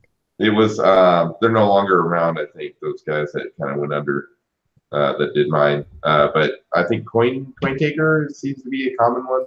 People like. There's a couple at the Seattle show, and I think they come from down south further as well. So they're probably at CAX. Yeah. Yeah, they're usually cheaper at the shows too. They usually have some sort of show special. Well, anytime you don't have to pay for shipping, I mean, you get the, you got $2 in parts, and you're spending $10 on shipping. It's a real pisser, and in fact, you go to order and you're like, oh well, I'm paying $12 in shipping, so I might as well get more stuff. And the next thing you know, you're like, hey, I got $80 in my cart. All I needed was a $3 part. Yes, right. Yeah. Real easy to get carried away there. Yeah. But that's a good idea about the inserts, because it is a little more washed out. Mm-hmm. So I could see doing something like that. Cool. It isn't modding pins fun. I mean, like when you're done restoring like a cabinet, that's sort of like it. But with with a pinball table, it's like you can enjoy it. But if you really love the pin, you can be like, well, I'm going to pour more fun stuff into this because I like it. Yeah. And then you can buy these cool mods that are online, and just add to it as you want to, and or like you, Carrie, you did your own mods that like the Crypt Keeper character. Yeah, the one that Jim you added. Yeah, that was super cool, and it totally added to it. It did, and it's fun to see how they vary. Like you do a good restoration on a cabinet, and chances are it's going to be, unless you have something like when Jimbo put that put his doing something like Toki or Revenge of Doe, where it's like, hey, I can kind of do what I want to. You're most likely they're all going to kind of look similar, at least, and that's kind of the goal, is you want to restore it to the original condition. Whereas with the pins, it's fun because you can really see people's personalities, and what the different twilight zones will look different depending on who's done what to it, and that's fun to have that personal touch on it. I like that. Makes it fun. It does. Like I said, each time I play Twilight Zone now, I'm like, oh my god, I love that. I love that piano mod. Yeah, because now you know that like anybody that walks up to it and they know they got to shoot for the piano. It's like, where's the piano? Oh, there it is. Yeah. Yeah, you're not gonna look at the fucking art screen onto the fucking playfield. Yeah, you're like trap a ball and then look on the playfield for where you need to shoot. Yeah. I can't tell you how many times that I'm like, why do they have a DMD when I can't look up at it because the ball is gonna? It's flying all over the place. It's for everyone behind you. That's what it is. Yeah. DMDs are mostly for the people waiting their turn. Spectators. Yep. Except when they have instructions on there, though, that shit pisses me off. Yeah, I mean, if it's a video mode, that's great. Then that's cool, and then you switch your that's what you're playing now. But like, yeah, it's like It was like I was playing Carrie's Lord of the Rings, and something happened that I didn't know, like it never happened before, and something clearly was on the DMD, and the ball hadn't been returned yet. I look up, and then the ball goes right down the drain. Thanks, asshole. But actually, what the DMD said at that moment was, "Ha, made you look." Yeah. That's the thing, when you own the pin, you know when you're allowed to look up and when you can't. So kind of that's why I'm not again, another reason why I'm not a big fan of the Jersey Jack shit with the giant LCD that has cluttered up a storm with busy work. It's like I said, I am never going to look at that fucking thing. But Jersey Jack usually has a little mini screen on the playfield where your eyes are, and it'll tell you exactly what you need to be doing at that time. I didn't see one on the Pirates machine. But, yeah, I don't think Pirates have one. Now I think about it, all their other pins do though. Yeah, you're right about that one because they put a lot of other stuff in it. Arg. Yeah, arg, ahoy. I like the rocking boat they have on there. I do too. So that's pretty fun. Yeah, I would buy just the rocking boat part of it, just that all by itself. Did you guys play it when we were at $2,000? Did you guys play it at Arcade Expo? Because when you guys played Houdini, I went over to play Pirates. So we went back later. We played later. Yeah. So did you see the in the playfield those rings that are on the playfield that spin? There's like three rings. Yeah. To certain like if you have like a hurricane or something, it starts. They'll start spinning. Yeah. Well, did you hear about that? They're having mechanical problems with that. Too many mechanical problems, so they made it just one giant disc. Dildo. Yeah. No. So yeah. Because that's like the prototypes that we're playing. That's like not the full release. So the full release of that Pirates game, it'll just be a giant disc. It won't be. I demand a full release. Yeah, I want a full release too. Who doesn't? We all deserve a full release. Everyone does. All that stress bottles up. No. So yeah, no, that was kind of a change that a lot of people were kind of bummed about. That it's just going to be one giant disc that spins. It's be like, remember that game Hurricane? Oh yes. Yeah. I also remember the cartoon, the Hurricanes soccer cartoon. It's terrible. We're the Hurricanes. My God, that makes me think of Hurricane. Makes me think of that horrible pin we played at Pinagogo Twister. Oh my God! The one pin that was always open. We're like, well, we might as well play this one. That's one that Orange Whip wants. Oh my God! It had the weakest plunger. You could not. So it's the game's fault. Okay. It was so bad. It was still a bad game, even with a good plunger. It was terrible. Horrible. It had one gimmick, and you could not even get the ball to reach where the gimmick was. The little. It was just like the one thing that you wanted to see, and it's like, oh wow, I can't even do that. Well, I might as well go play Jungle Lord or something. Whatever. I always hate that when you see one of your favorite pins and then you put your quarter in or you play it, whatever, and then the flippers are too weak to even make the ball up the ramp. Yeah. You're like, well, that happened. Carrie was waiting to play. Was it Bonanza or what was it called? Bonsai. Bonsai. The one with the play. Oh, the one Bonsai Run. Yeah, we finally every time we passed, there was someone on it. We're like, fuck, we're never gonna get to play this. Finally, we're like, let's wait, and then it was open. Sweet. And the flipper was not powerful enough to launch it up there. We didn't get it up once. We didn't get it up once, guys. Yeah. Didn't get it up even. Yeah. No full release for you. Nice. You hit that one out of the park, Mock. I set it up, pitched it. Nothing but short That's what friends do. That's what friends do. They underhand pitch. All right. So is that it, Carrie? Anything else? I think those are at least the big points. That's probably enough talking by me. Orange, I'm seeing a bunch of posts by you. It looks like you got some mods going on. Yeah, I was waiting for Orange to come back so he could post a couple pictures on here. Yeah. Orange. Yeah, and when I may have something being shipped, I'll just say that. You what? I said I may have something being shipped. Oh, something big and expensive. with batteries. Something from the East Coast, maybe. Yeah. Does it get full release? Yeah, I think that might be the new show title. Yeah. I think full release is going to have to come soon here. I think I'm going to blow it up. We're going to blow the whole scene up. And we're Oh yeah, Dave called me. Yeah. We're going to give the exclusive to the Arcade Hangout. I think it's going to go viral. It's gonna be porn. Ooh, shit, It'll be arcade porn. You should have seen Gak, you weren't there, but you should have seen Brian Koo's reaction to the whole story. Oh yeah, really? He was really into it. And then ate some pizza and left. I'm surprised he even knew what it was about. You know? Well, I don't think he knew the particular game, but he was very excited about. This might be the greatest thing I've ever heard. Yeah. The one, you know how he talks. Right? It's Yeah. not even real. But why don't we move on? So we have Carrie. There we was go. the And last my one, dog's so- barking, so I have to go stop them from barking. So we're gonna go on my screen, which is Mr. Jim Bodini from Minnesota. And who's next after me, Dave? Who's to the right of me? It's gonna be Gak. Oh, is it? Okay, all right. This will be really quick. Gak, don't go anywhere because you'll be up really quick. Because I didn't do jack shit. What I did is I put one of my Mega Touch machines up for sale. Got some lowball offers, insulting lowball offers. What's the lowest ball? You had it for what, $1,000, $1,500? What'd you have it? $1,500, I think. I had it lit 15 or best offer.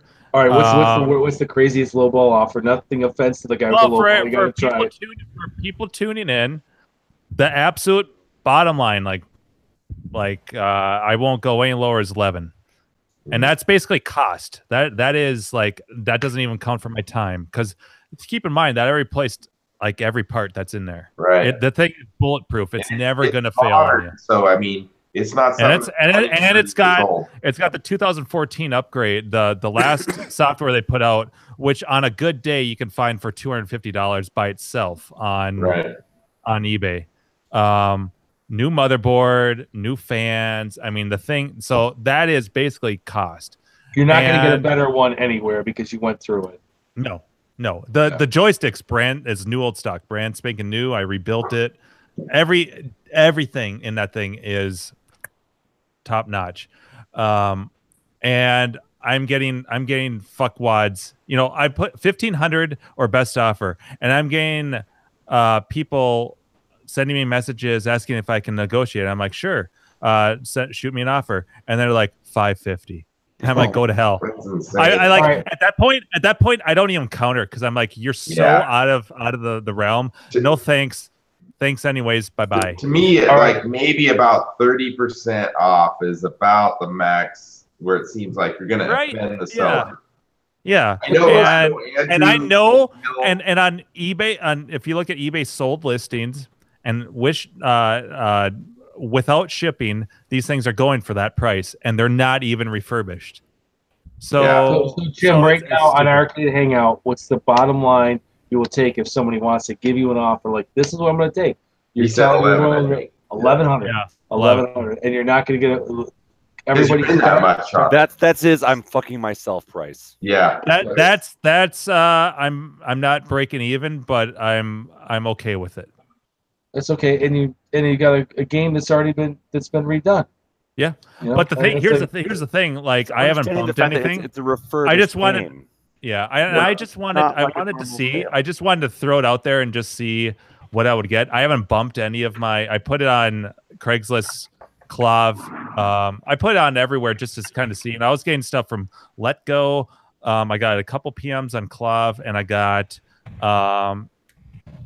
I actually I take that back. I have a local friend of mine that's kind of interested in it. But Jim, is there even like a different like forum that does those style machines? I don't know. I posted it on the Minnesota like Facebook. It's like your place, you know?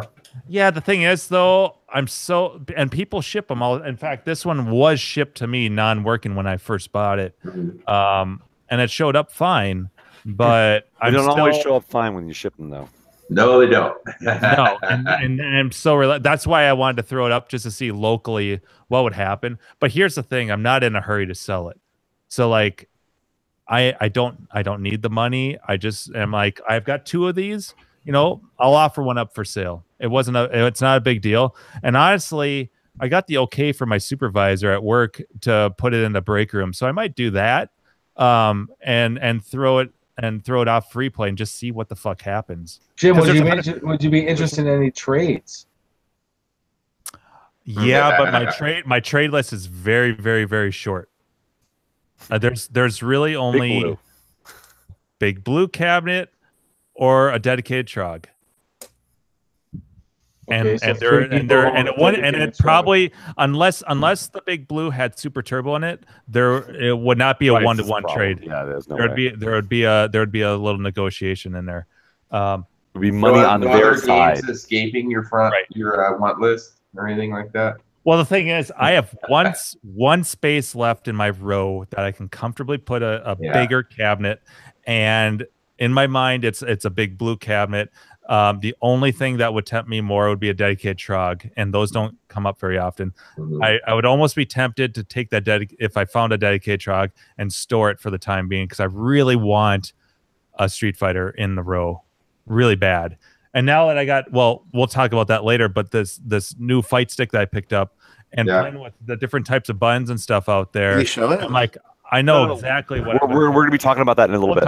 Okay. All right. We'll bore you guys later. But yeah, so those are the only two things I would consider at this point. There are games on my want list, but I don't want to trade right now for those other ones. So otherwise, Dave, we'd be making a super off-road trade. Well, I don't have a spot for I wish if we get a new house. What do you mean you don't have a spot? You know how everyone's got a spot. It's this big. It's this fucking big. Yeah, but I don't have a bar set up. I'd have to have a table. That's the one thing about that. You kind of. But everyone needs a table, right? Dave, I've used fucking shit like this. Come on. I'll go upstairs. That exact table I've used, Jim. I have a. That's what I eat on. House too. Yeah, I think everybody has those. Why don't we raise our hand? Who doesn't have those tables? I have 4 of those tables. Who doesn't have? I have 4 of those upstairs. I got they work great. If I could show you one. Hey, once you go black. No, I mean I have my Canadian thing. I have this little tiny wood table that's not much different than that TV tray right there. So I mean, no, but everyone needs like a high top bar table in their arcade, right, with a couple high top chairs around it. Some place to stop standing after you're done. Kind of like John's arcade has. He had that. Doesn't he have this mega touch? Yeah. Keith needs a high bar stool, a couple for his. That's what I've been telling him. He needs to put in a little bar in there. He's thinking no one wants to stand and play that. Nobody wants to stand. That game is made to be sitting, holding a drink, and playing. Oh. I was telling Keith and I were looking at stuff. And he's thinking about selling some of his arcade machines, because most everybody when they come over, all they do is play pins. That's all they do. Yeah. So I'm like, why don't you clear out a couple games and put a little bar there and then some chairs anymore. Yeah. And then you have a couple little chairs and we can sit out there, because everyone's always standing around. There's nowhere to sit out there. Right. So. He's got to set a tent and have the little outdoor area. Okay. But he doesn't usually have that though. And we're what is what I'm saying is that's what you have to do. If you don't have it, you got to set up a place for people to stand or people to sit down. It's if you had a place in the middle of your arcade to do that. Yeah. When you guys came over, clear that shit off, and this is this standing place. The next time I come visit any of you guys, I'm bringing 8 cap kits, and we're gonna rebuild all your fucking monitors. Yes. All right. Yes. So, when you guys come over, what the hell? We go over to Keith's place. Now 2019. His celebrating, and more importantly, Orange Whip is celebrating right now. Hey Jim, I got so many ideas right now. My cousin works for Delta. I'm gonna fly your ass out here. I'm gonna buy beer. We're gonna hang out all fucking weekend. You won't have to pay for a fucking thing, and I'm gonna. All right, Dave. I am in. Teach a person to fish, man. Teach a person to fish. No, I'm taking no. That's what I mean. You want to know how many fish I caught, Brad? Oh, Jim, we're doing that. Oh my God, we're doing that. I'm gonna fly your ass out here. Oh, and you're just gonna. Dude. Yeah, I'm not paying a thing. Oh, you're not. Dude, You're not I'm happy to be a part of like Dave's arcade party. I'll go flat there and like dial in chassis and like solder kits, like all that shit. And let Jim dial in the monitors. Dude, that'd be great. We could be a fucking assembly line. I'm in. The weekend, all of a sudden, my games are all like. Why don't we do that? Well, I guess flights are a little. but I like Mark, it's like what Zhao did to you and Keith and a couple other guys, right? Yeah, no, it was Keith, myself, and Joel. We all went to Zhao's house and did an arcade repair party. He was like preparing all the games for him. He fed us beer and pizza all day while we worked on. Hell yeah, I'll do that. Hey, Dave, give me enough lights, and I won't mind getting zapped by the monitors. Those Yoke terminals, they got nothing on me. No, listen. We're going to have the list of games, and you're not going to pay for a thing. I'm just going to get you out. I was just astonished though, because like I go over to Keith's. And I'm like, my God, your big blue's just like Andrew's. The monitor is in terrible shape. Yeah, my monitor fucking works, and I've got so many bigger fish to fucking fry. Right. You're lucky it works. And you don't have the OCD I've got. I know. No. I get it, but like, Jim wanted to dial in every monitor. And he did. Like, dude, my red tent monitors look way more awesome than they did. Your reunion cabinet turned out really nice. That tube. Yeah, we did a tube swap. Well, we did a monitor swap on that one, but yeah. Oh, Jim, I want a tube swap on my. How about tube steak? On my Spy Hunter. All right, so Dave needs a you want Jim to give it a little bit of tube love? Is that what you're asking? I want a lot of tube love for Spy Hunter and for my Super Hangout. Yeah, my kids are both playing today. Dave needs a tube swap on his 4900. Full release. Yeah. I might have a candidate here. I see if I can bring that as a carry-on. Yeah. No, but I like. You see, Jim's the easiest because he's only. Oh, you're saying I'm easy? Wow. Well, I'm saying rumor has it. You're MSP to BUF, which is easy because you're one play. Yeah, Carrie, it's Jim easy. I got him.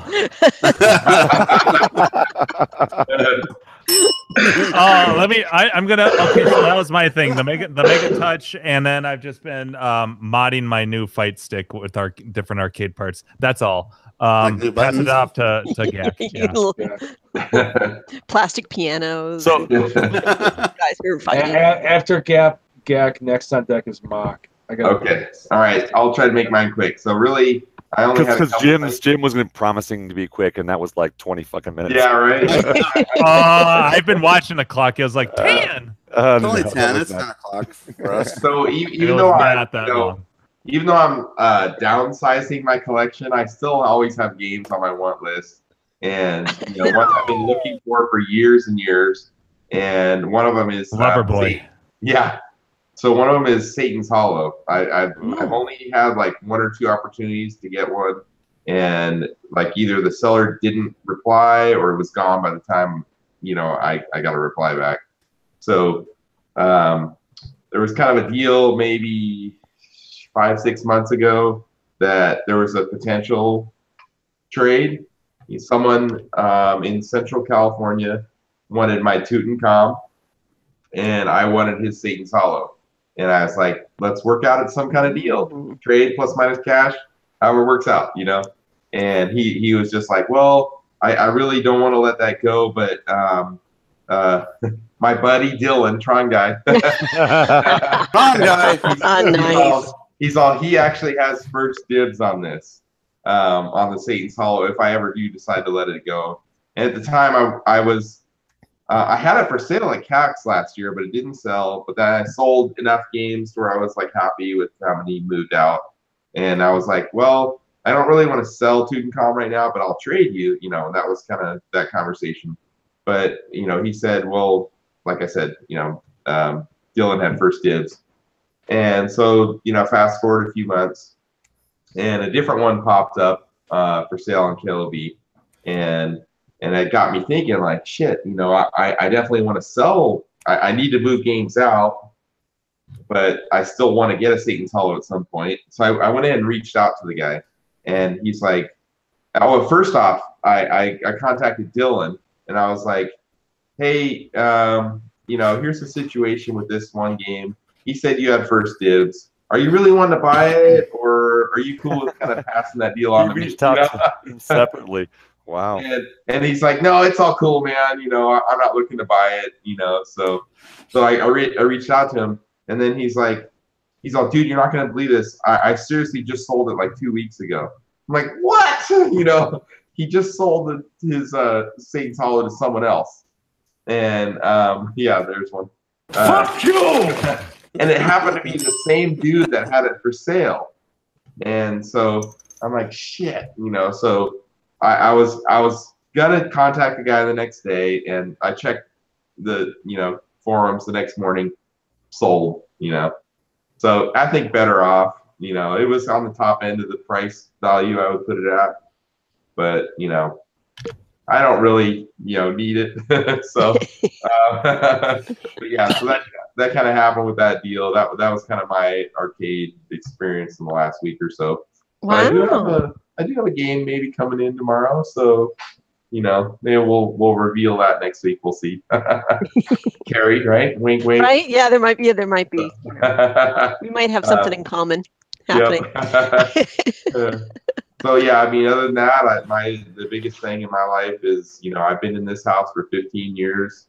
It's the only house my boys have really ever known, and we're about to move, so it's a big deal. And then after you move, they're going to move out.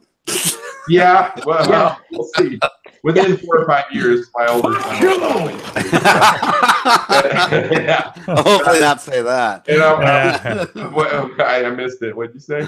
It's Jim. Jim played the fuck you. Yeah. Stay out of trouble. There you go. So I just told the wife, I'm like, well, when he moves out, I'll just expand my game room into his. Yeah, knock out that wall. Make sure the boys' room is next to the game room. Yeah, pretty much. It's all the upstairs, Knock it out. Yeah, exactly. So yeah, that's gonna be fun. The next phase of my life of home ownership and getting a game room inside the house. So I'm excited about that. So, all right. So who's next? Mark? Probably Mark. Yeah. Mark. All right, you're up next. So as you guys know, I was out for a week or so with pneumonia. That was awful, and my wife brought back from Mexico. Who's next? Yeah. Thank you. Yeah, now you all got it. I just gave it to Gax. See? Yeah. No, it's making its way into the game. I think that means I'm next. Yeah. So I was homesick for all those days, and I was going. When you're home for like too many days, you start going stir crazy. You're like, I gotta do something. I gotta do something.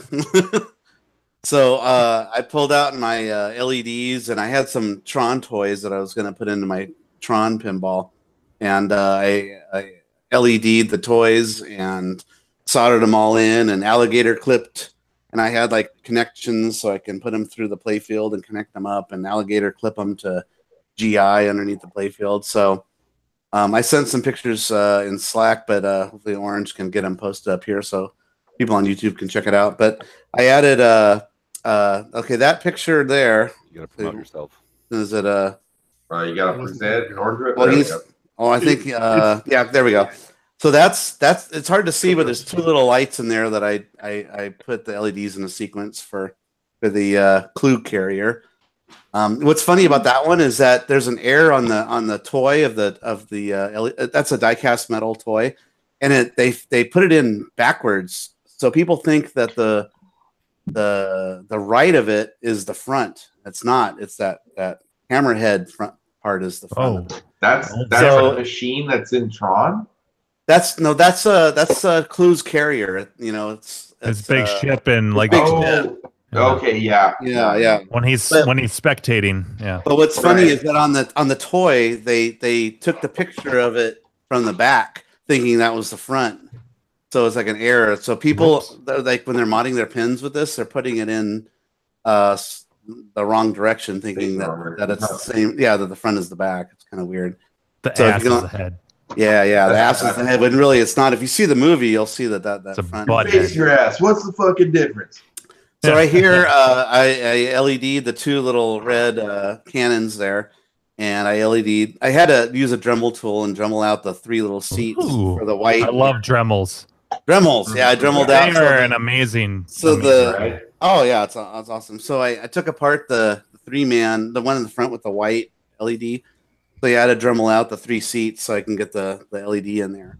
But that was kind of fun. So I added that. I also gave a couple of LEDs to Keith because he's gonna LED the Milano and put it in his Guardians of the Galaxy. Nice. So he got the Milano spaceship from the Matchbox series. Wow. And it looks really good, cool. actually. Yeah.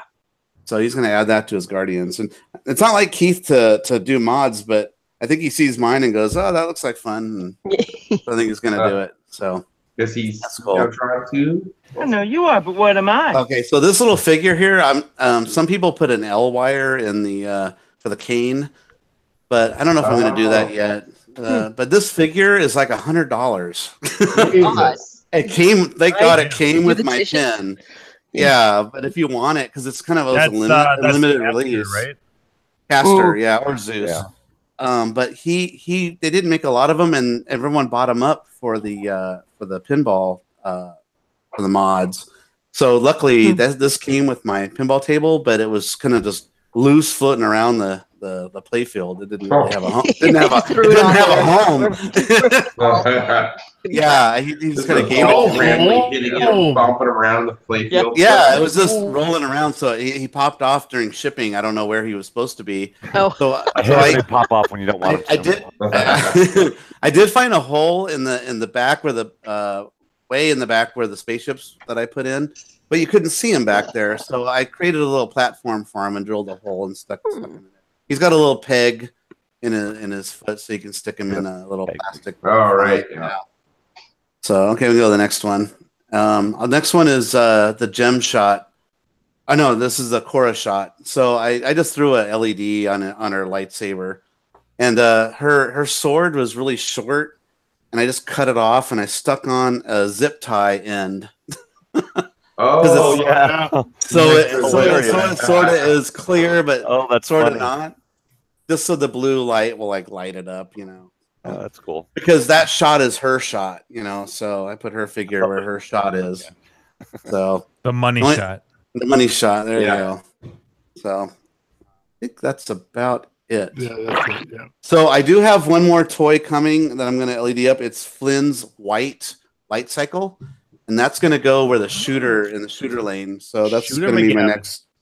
And then I still need to do the video mod. Is Flynn's the white light cycle? Is that the one that was like available? Like that's the retro one, right? It's the retro looking one. Yeah. Similar to the old Tron, but it's I mean the actual toy though. But is it the one that you can get at like Target and stuff like that? Like it's the die-cast metal one. There's actually smaller. 2 different ones. Yeah, there's the bigger one that the figure will fit in, but the one I got is the die-cast metal, which is smaller. And you can take it apart. There's screws underneath it. You can take it apart and LED it as well. Yeah. You just Dremel out a little hole for the wire to come out of it. But, so I still have a new in box. The original, the larger one. I think it was probably big enough for the figures because I think it's like that big or so. For Tron Legacy? Yeah. Oh, okay. That's the other one. All white, old school light cycle. Yeah. Put that in there in the box. Mount it in your pin with the box. Yeah. I'll throw it on the plate film. New in box. You don't want it to lose any value. Yeah. Drill a very small, discrete hole in the bottom and stick an LED in it. Yeah, there you go. That's right. Industrial Velcro.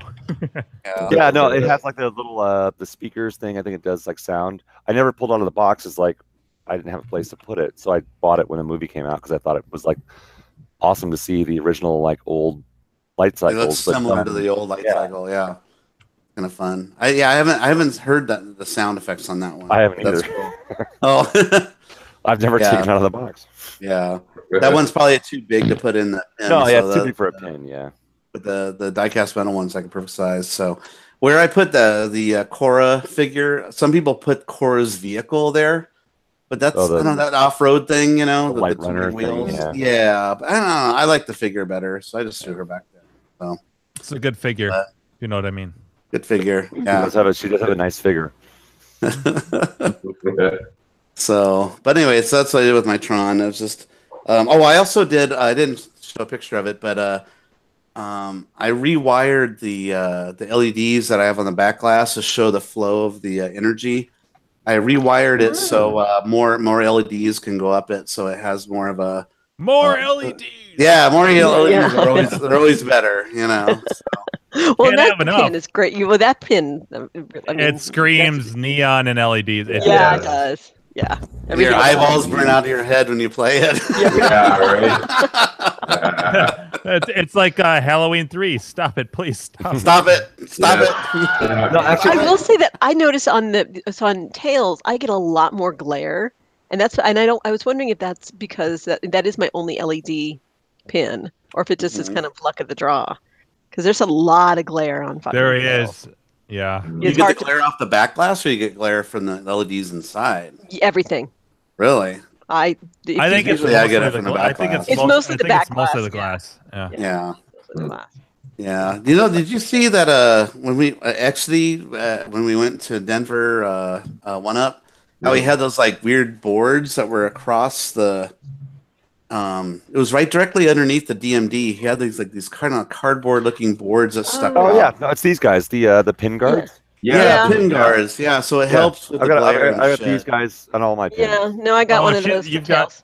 How much do those cost, Andrew? I don't know. It's either 10 or 12. $10. Is it cardboard or plastic? Yeah. No, it's a plastic. It's a textured plastic. Okay.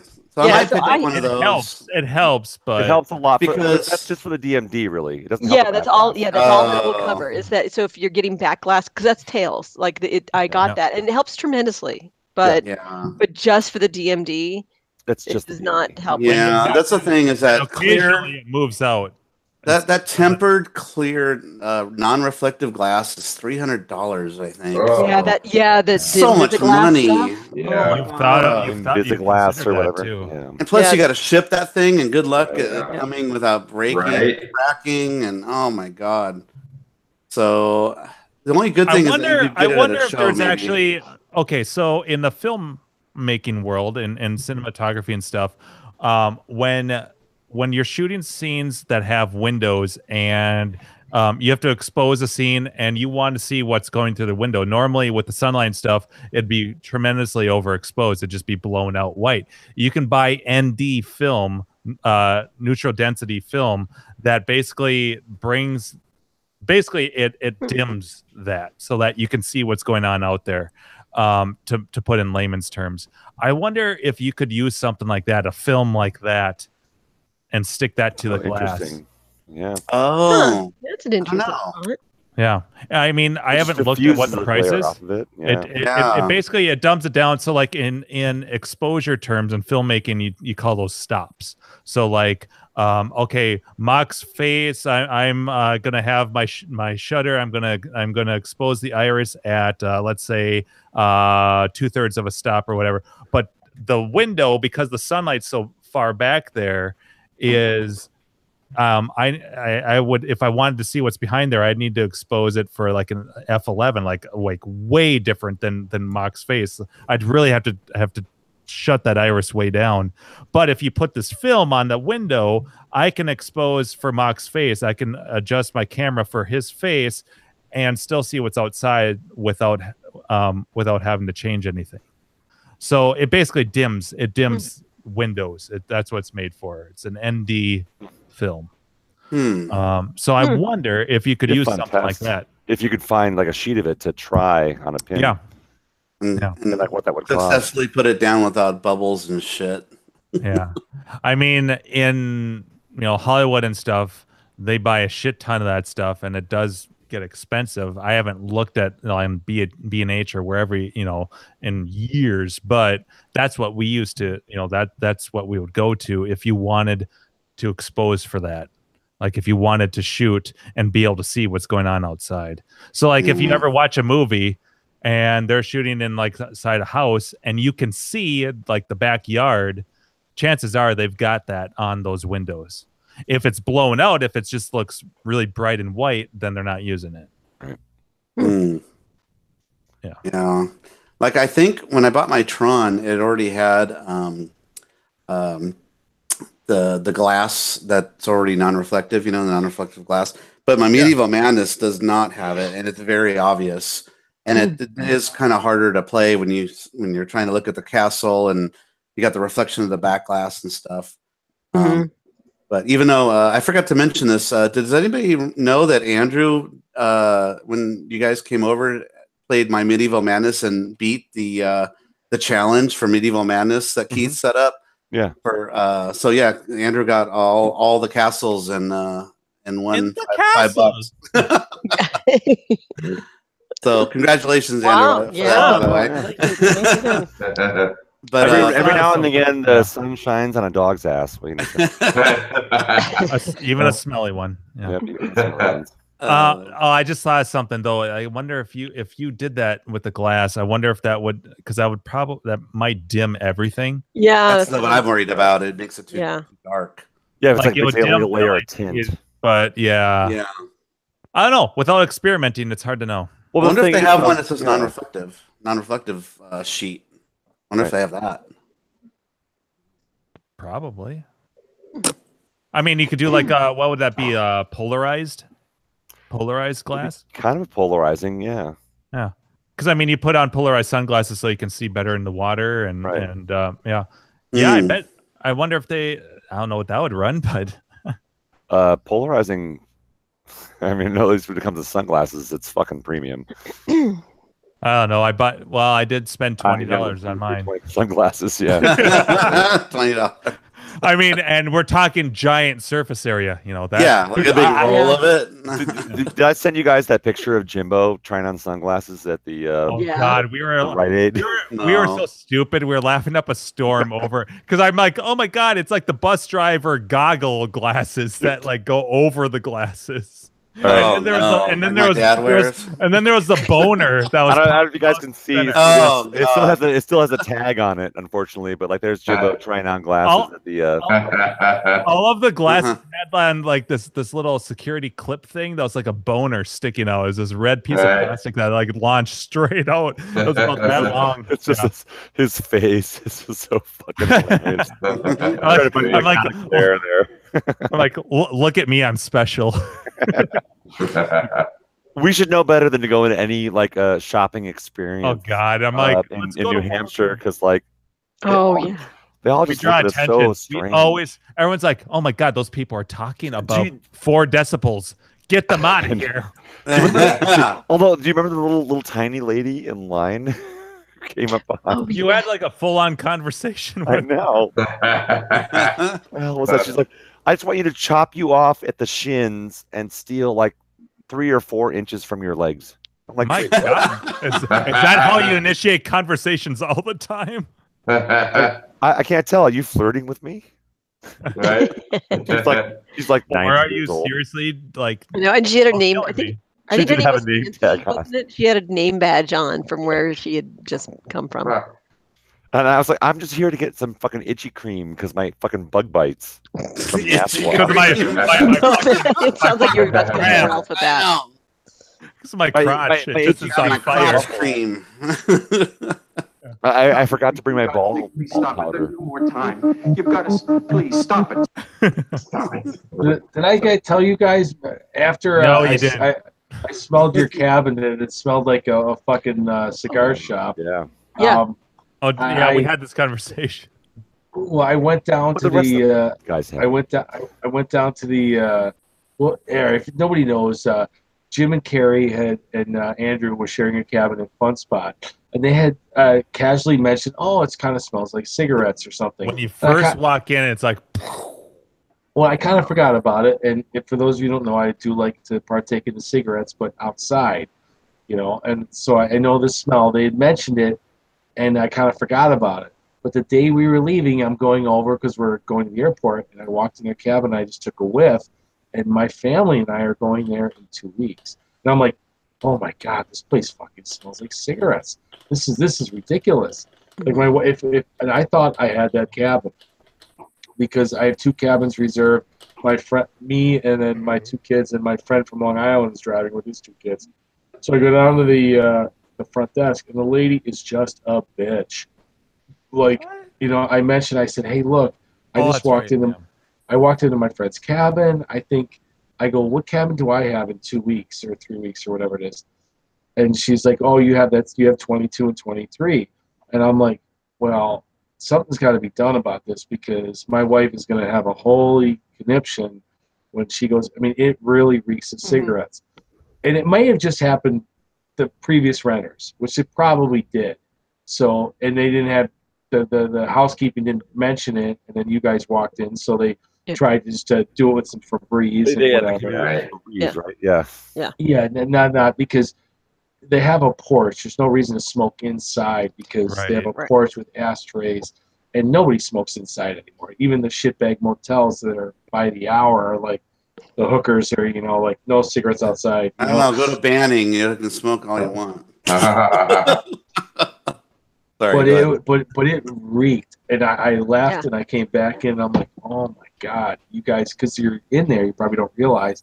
Well, you're used to it, and it's not a big deal when you first walk in. You're like every time you walk in, you're like, oh god, yeah, and then you're like, after a few minutes, you get used to it. Yeah. And I'll say, because Dave, I was going to tell you, I opened up my suitcase. My clothes stink of cigarette smoke. Yeah, really? I had to wash my clothes, even the ones that I didn't wear, because they stunk. That's like when I got back from Europe, because like everybody smokes everywhere in Europe. Yeah. But the lady was such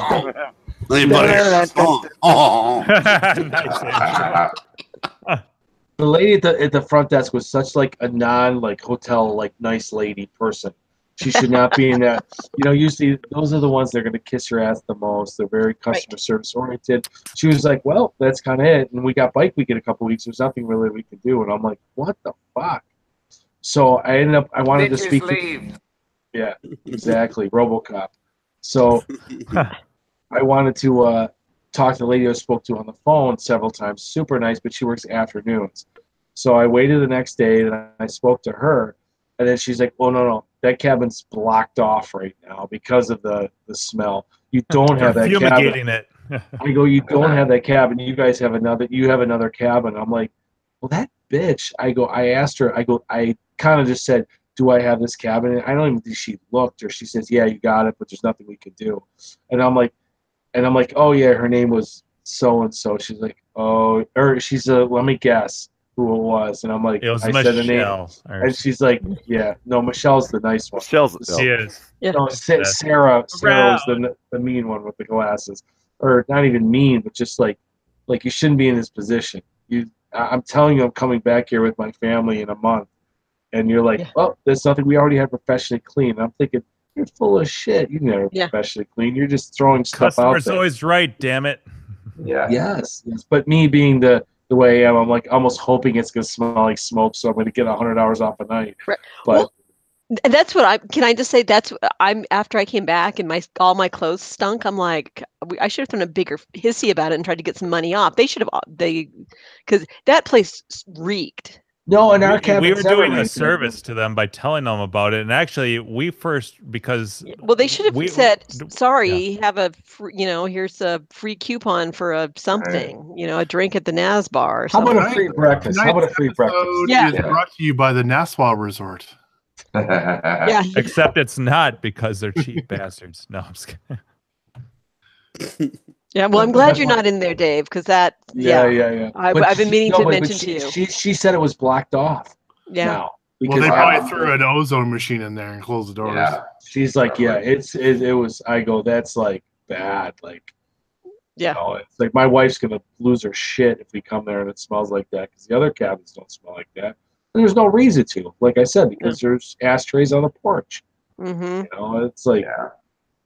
You should go to Washington State and you go into hotel rooms and just reeks of weed now. Right? Yeah.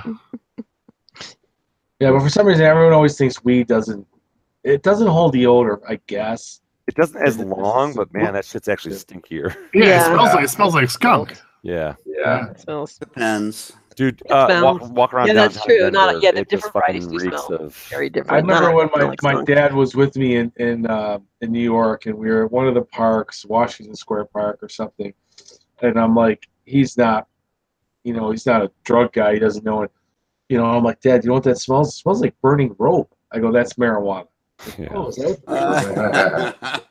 First time I smelled it, I thought it smelled like burning popcorn.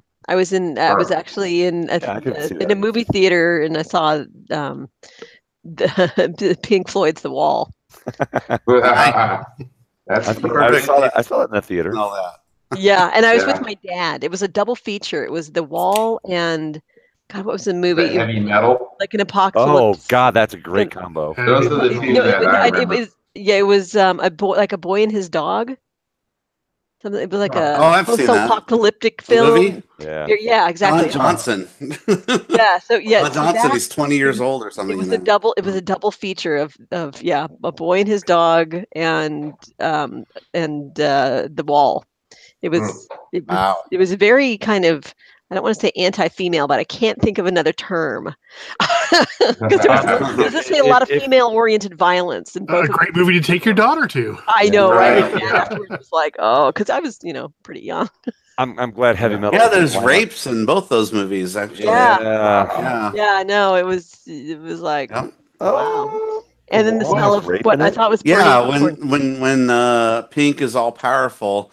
He's fantasizing how powerful he is, and he sees all the skinhead Nazi guys. Oh yeah, the Nazi guys doing and they rape a girl in the car. That's right. Wow. I think that's going on in his head, though. I don't know if that's really happening. Yeah. But in some of the imagery too is just like it's interpretive. Yeah, there you go. But then you add like heavy metal to it, and heavy metal's like that's some serious misogynistic. Yes. Yeah. I mean, it's really cool, but it's also very not cool. I remember as a younger lad, like Heavy Metal was on. I'm like, whoa. Yeah. That's some serious cartoon action right there. I just bought it on Blu-ray. I love that animated cartoon. Because the whole it's trippy. Awesome. Yeah. What's that? Heavy Metal magazine was like what I grew up on. I fucking loved that shit. It had nothing to do with the music. I'm sure we've talked about it. It's nothing to do with the music. The Heavy Metal came from the 70s and a French magazine and all the rest of that. But that shit was like, as an artist, that was an inspiration. That was like some of the most amazing cartoon indie stuff before there was an indie scene. Were there tentacles? No, that's Japanese. So you know what though? In the American market, it was unheard of to have a cartoon that was made for adults. Yeah. I mean, everything's always cartoony shit. And the quality of some of the artwork and the stories was like, holy shit, this is like another level. Really cool stuff and doing really cool things. Of its time, too. Some cartoon titties. Well, the cartoon came out, and yes, there was a bunch of titties in it, but it was a culmination. It was like watching it was like, oh god. What year was Heavy Metal? Heavy Metal story. They actually toned it down in the movie because in the story Den, where John Candy's character gets all the muscles and he's bald and everything. Yeah. In the Heavy Metal magazine, all the characters are naked. I mean, completely naked. Schlongs flapping around everywhere. But in the animated one, they gave him, he looks down and goes, oh, whoa, big. And he pulls it out. He creates but then he's wearing a loincloth. Yeah. Yeah. But in the comic, everybody's naked constantly. If I had to guess, somewhere between 79 and 82, the movie came out. Well, Heavy Metal reminded me when I saw like The Hobbit, that old 77. Yeah, the video. Yeah. Oh, Heavy Metal is 81. Right, 81. Okay, there you go. Canadian American adult animated sci-fi. But not only that, but the music in Heavy Metal, the animated movie, is actually really cool too. They've got some really killer soundtrack stuff going on in there. Yeah, for sure. Blue Oyster Cult and Devo actually has 2 songs in it. It's a brilliant and fun movie, but and you know what? If you hate the one story, there's another story coming that you might like better. So it's kind of like Creep Show, where there's always like another story coming. With the green ball. It's full of SCTV guys. I love that story. I've seen forever. Full of what? SCTV.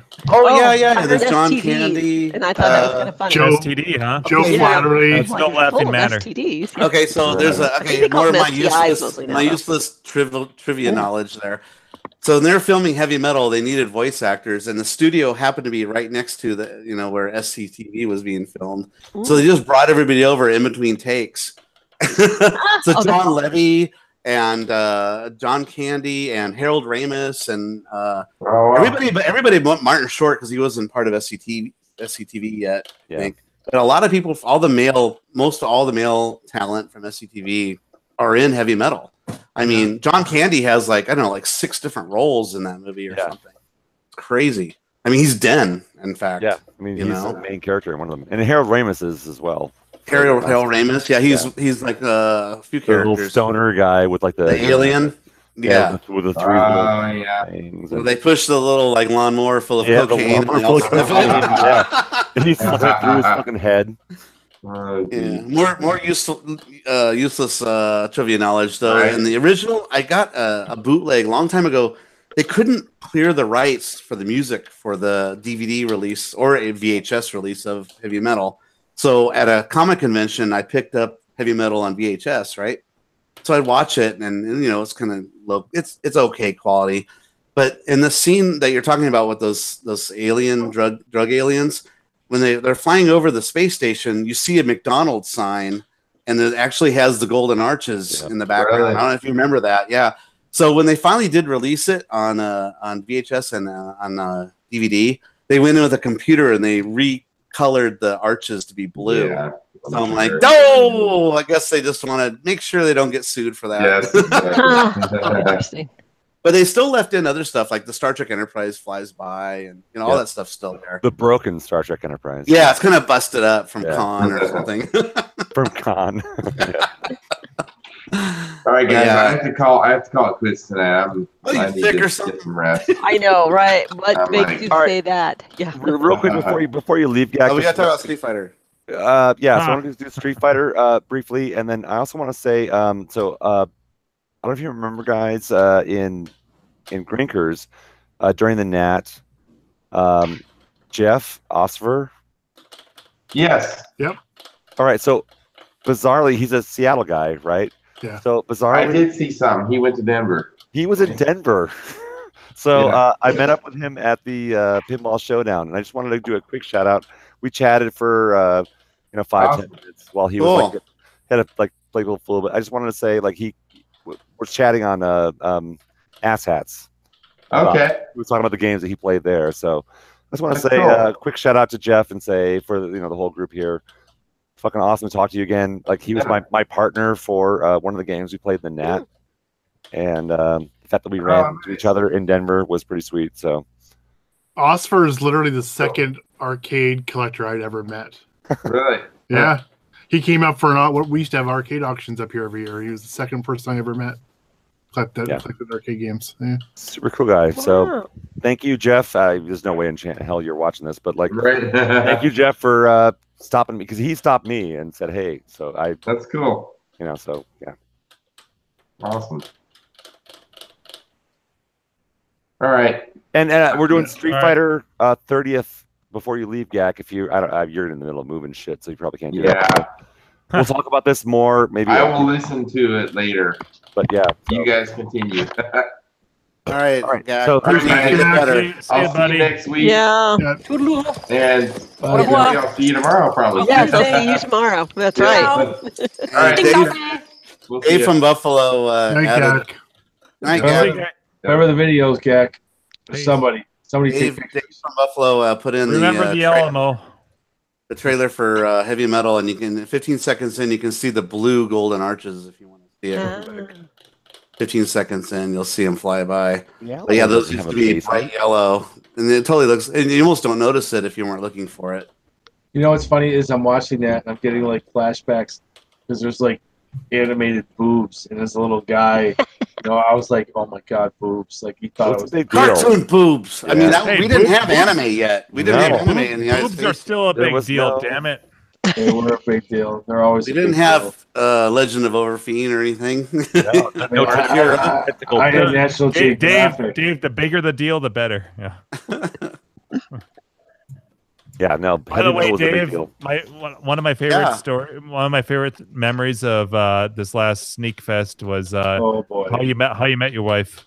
Yeah, that was a great story.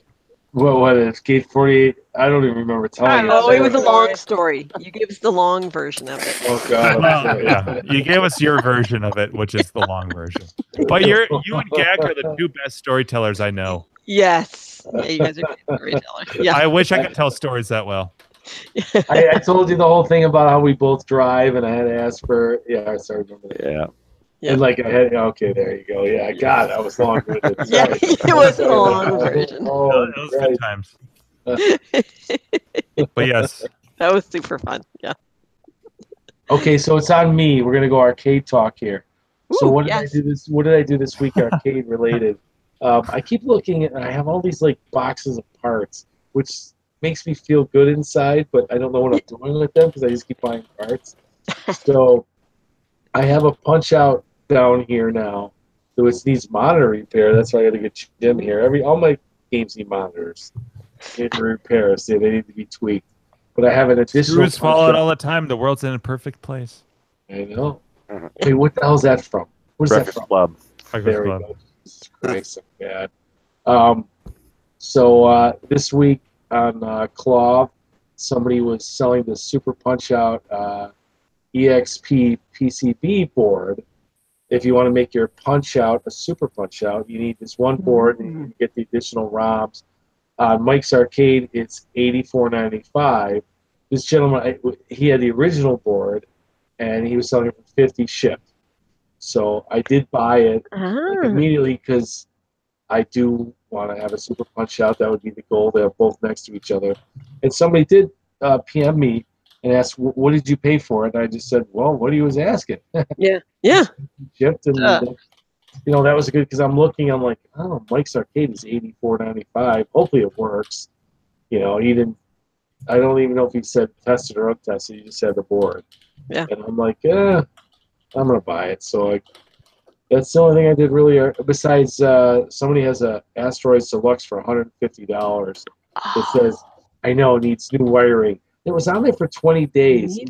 New wiring. What does that mean? I know. I had a good question. And somebody was selling a harness for $50 on Claw like this week. So I sent him, I go, hey, it was on there for 20 days, but under video games. There's no arcade in the title. Yeah. But isn't this always the case? You respond and he says, someone's coming to look at it tonight. Yeah. I'm like, this has been there 20 days. And I'm like, I see it now, and I'm like, yeah. But we'll see. I texted him or emailed him. Did he pick it up? You know, because there's so many no-shows. You know, and today was beautiful in Buffalo, so people probably had other things going on. Arcade stuff is the bottom of the barrel. If it's sunny in Buffalo, it's kind of like that Ray Bradbury all summer in a day. It's going to rain every day or snow. You got to make the best of it. But that was my arcade, and I did get it shipped. But you know, I tend to get these parts shipped, and I never open the box. They could be empty. Yeah. I just put it on the shelf. Dave, what's your address? I'll send you an empty box. Yeah. No, I say I have these parts. I'll tell you my soul is inside of it. So much Like, easier to buy parts than to install sometimes. Like I bought 2 refurbished All my good joysticks thoughts from Andy, and that was like a year and a half, 2 years ago. I don't think I never even took them out of the box. Maybe I should unbox them now. I got a Punch Out joystick and a Donkey Kong joystick off of Andy. Literally 2 years ago, I think. Wow. And I never took them out of the box. It's actually Carrie's Tempest board. You just don't know it. You haven't opened it. It might be. Should I open it? Let me look at it. Let me at least look at it. Oh, an unboxing. There we go. From 2 years ago. It's got to be. Well, the sticker will be on the postmark. We'll see when it was. It's probably a year and a half. All right, let's go look. Okay. All right. Let's have some All right, we'll wait here. All right. The suspense is terrible. It's an old bag of rotting beef jerky, not arcade parts at all. Suspense is terrible. I hope it'll last. So maybe while Dave's gone, we should talk about Street Fighter briefly. Do it. So buy it and download it. How much is it on Steam? 30. I think Necros, Brian Frober was saying he got it for 25 on CD keys or something. CD keys, yeah. What's CD keys? Apparently, some other site for PC games. I bought it straight up. I think you can just buy a key and then download it and put that. Yeah, key in. it's a gray market. I bought it off straight off Steam for $40 because I didn't really give a shit. I'm like, it should have been 30. Yeah, but 30 anniversary you know what? for 30 But you know bucks. what? It's based on what it is. Every fucking version of the game. Yeah, holy shit! It's like really is it every version. All the good ones, yeah, and all of them, and it's pretty. But damn they're not all accurate. online though. No, but the good ones are. Like you can't play Marvel Marvel superheroes online, right? Well, that's not Street Fighter 2. It's not Street Fighter. Well, it sort of is. The Street Fighter characters in it. No, that's Marvel versus Capcom. There's just different ones that are similar. Marvel superheroes. It's all the like the published proper Street Fighter titles are on it, pretty much. Basically, every game that says Street Fighter in it, for the most part. Yeah, it's like all the way up to the last version of Street Fighter 2, then Street Fighter 3, and Alpha 3. Mm. So Street Fighter 3 Third Strike. Do you guys like Alpha 3? No. I never played it much. I mean, I had it, but I never competitively really played it. I didn't. I only played the classic Street Fighter 2s all the way through Super Turbo, and then a little bit of Street Fighter 4. Street Fighter 3 I didn't gravitate towards because I was like, who the fuck are all these characters? Right. It's like you have to learn the game again. Yeah. It's different. And it's way different mechanics. Yeah. So what version do you play? The Champion Edition or I play Turbo or online I play Hyper Fighting and I play Super Turbo. So and that's what we're talking about playing on Thursday. We'll be Hyper Fighting and yeah. How was your lag when you guys played online? Well, I've only come across on PC, and now I have it on PC. I haven't played it on consoles, but I've only experienced like 2 like intolerable laggy matches. The rest have been pretty damn good. And you can set in the settings, you can set input lag to kind of compensate for that a little bit. Oh, so I set mine by default. I think it's at 3. I set mine to 0. So, but I haven't had that many laggy matches. It's been pretty good. So I got a text message from Mike. Apparently, he went up against you a couple times, Jim. What? You did not recognize his name, and you kicked his ass. Oh, I don't know what. I don't know what his handle was. Yeah, I know. So we'll figure that out on Thursday because it's Thorax. No, I'm just kidding. So he's Jam 00789. We've played? I don't recognize that handle. Oh well. What did we play on? Was it Super Turbo or was it Hyper? Look, check the IRC. He's there. Because my handle is. He just said, Jim, you wrecked me when we played. Yeah. Oops. Well, Mike, I'm trying to get used to this. Oh, SD. Okay. Yeah. I'm trying to get used to this this stick. Lately, I've been playing a lot of Hyper Fighting. I switch between the two depending on what matches because sometimes you don't get paired up right away. They also have a really cool mode on there that I've been doing a lot called Online Ranked, which means, or it's not online ranked, it's online arcade. So you play the arcade version of whatever game you choose, Hyper Fighting, Super Turbo. You're playing against CPU, but you can set how frequently you want people to be able to join in. So if the other person's looking for a ranked match, it'll pair you up with that person. So you can be playing the CPU and all of a sudden someone's challenged you just like in the arcade. Oh, that's cool. Yeah. It's fucking awesome. Yeah. That's pretty cool. So that way you're just not sitting around waiting for someone to join. You can be playing something else. Yeah. Yeah, that's cool. Yeah. So I go between Hyper Fighting and then you can set up private lobbies. That's what we were talking about doing. Up to 4 people can join.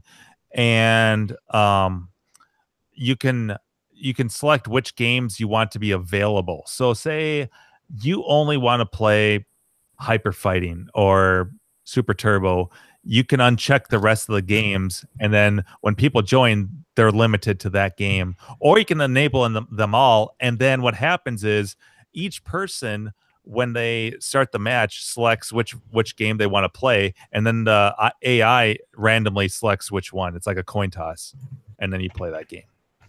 All right, there's a lot of really cool stuff. Yeah, we need to figure out Brian Frober totally has the game. I saw he had it on Steam when I loaded it up, so I have it loaded up.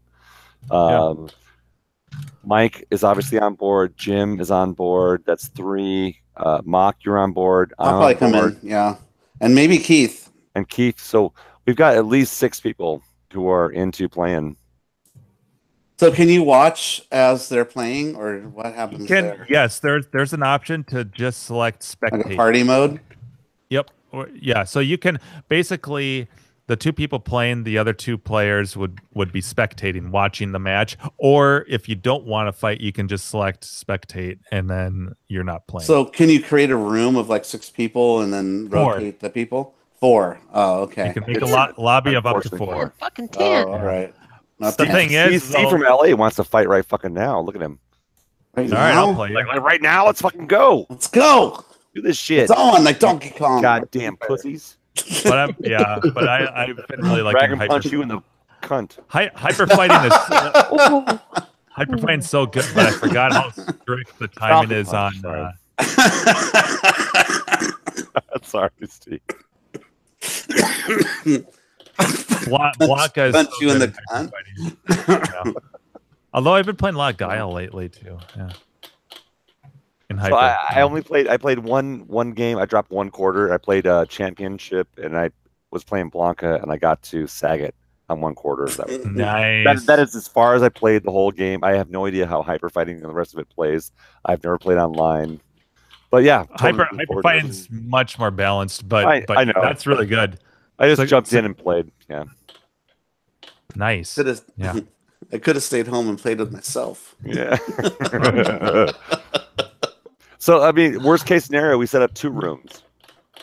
Yeah. Yeah. You know, I mean, like, I doubt Keith's going to have it bought and downloaded by. Yeah, I mean, if you guys want to join us, so Jim Modini, what's your Steam name? Jim Bodini. There you go. Same. So, my Steam name is. I don't know if I can remember that.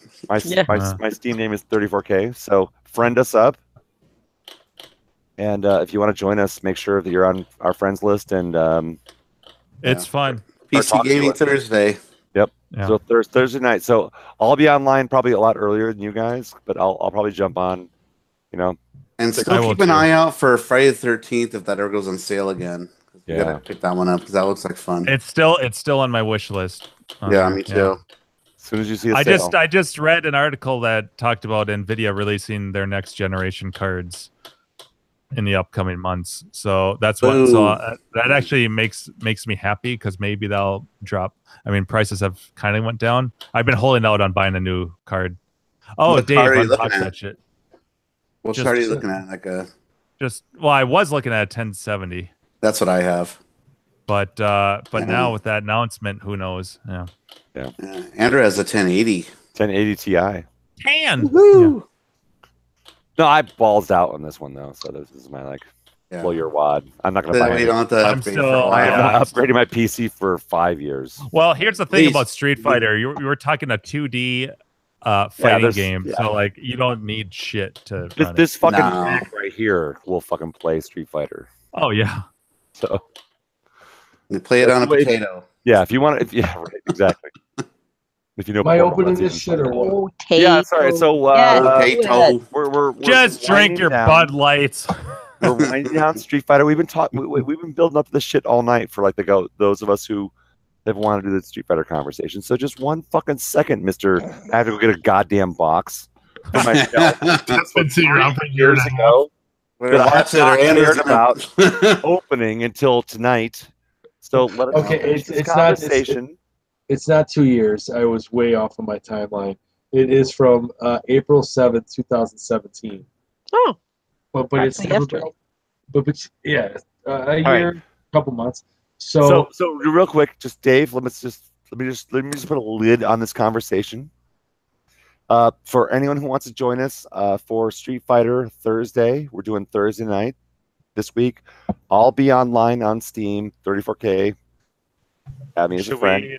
Are we going to do Discord too? And we'll be on Discord. And if you join us and talk to us before, so Jim Bodini or 34K, we'll give you the Discord channel and you can join us for the chat while we play. I highly recommend that. But this Thursday, we're going to fucking throw down. And Dave, please show us your box. Rip that shit apart. Rip that shit.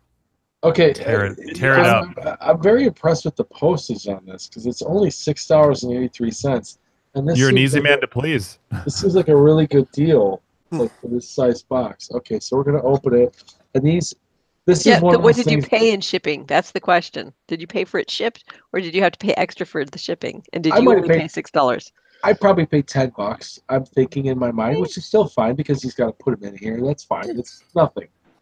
Yeah, it wasn't Little much. handling. But this was. I have a Donkey Kong and I have a Punch Out, and I'm looking, and this gentleman's got he refurbishes his joysticks. And I'm looking. It's like, fuck, I don't want to do that. It's better just to get both of them. Why not?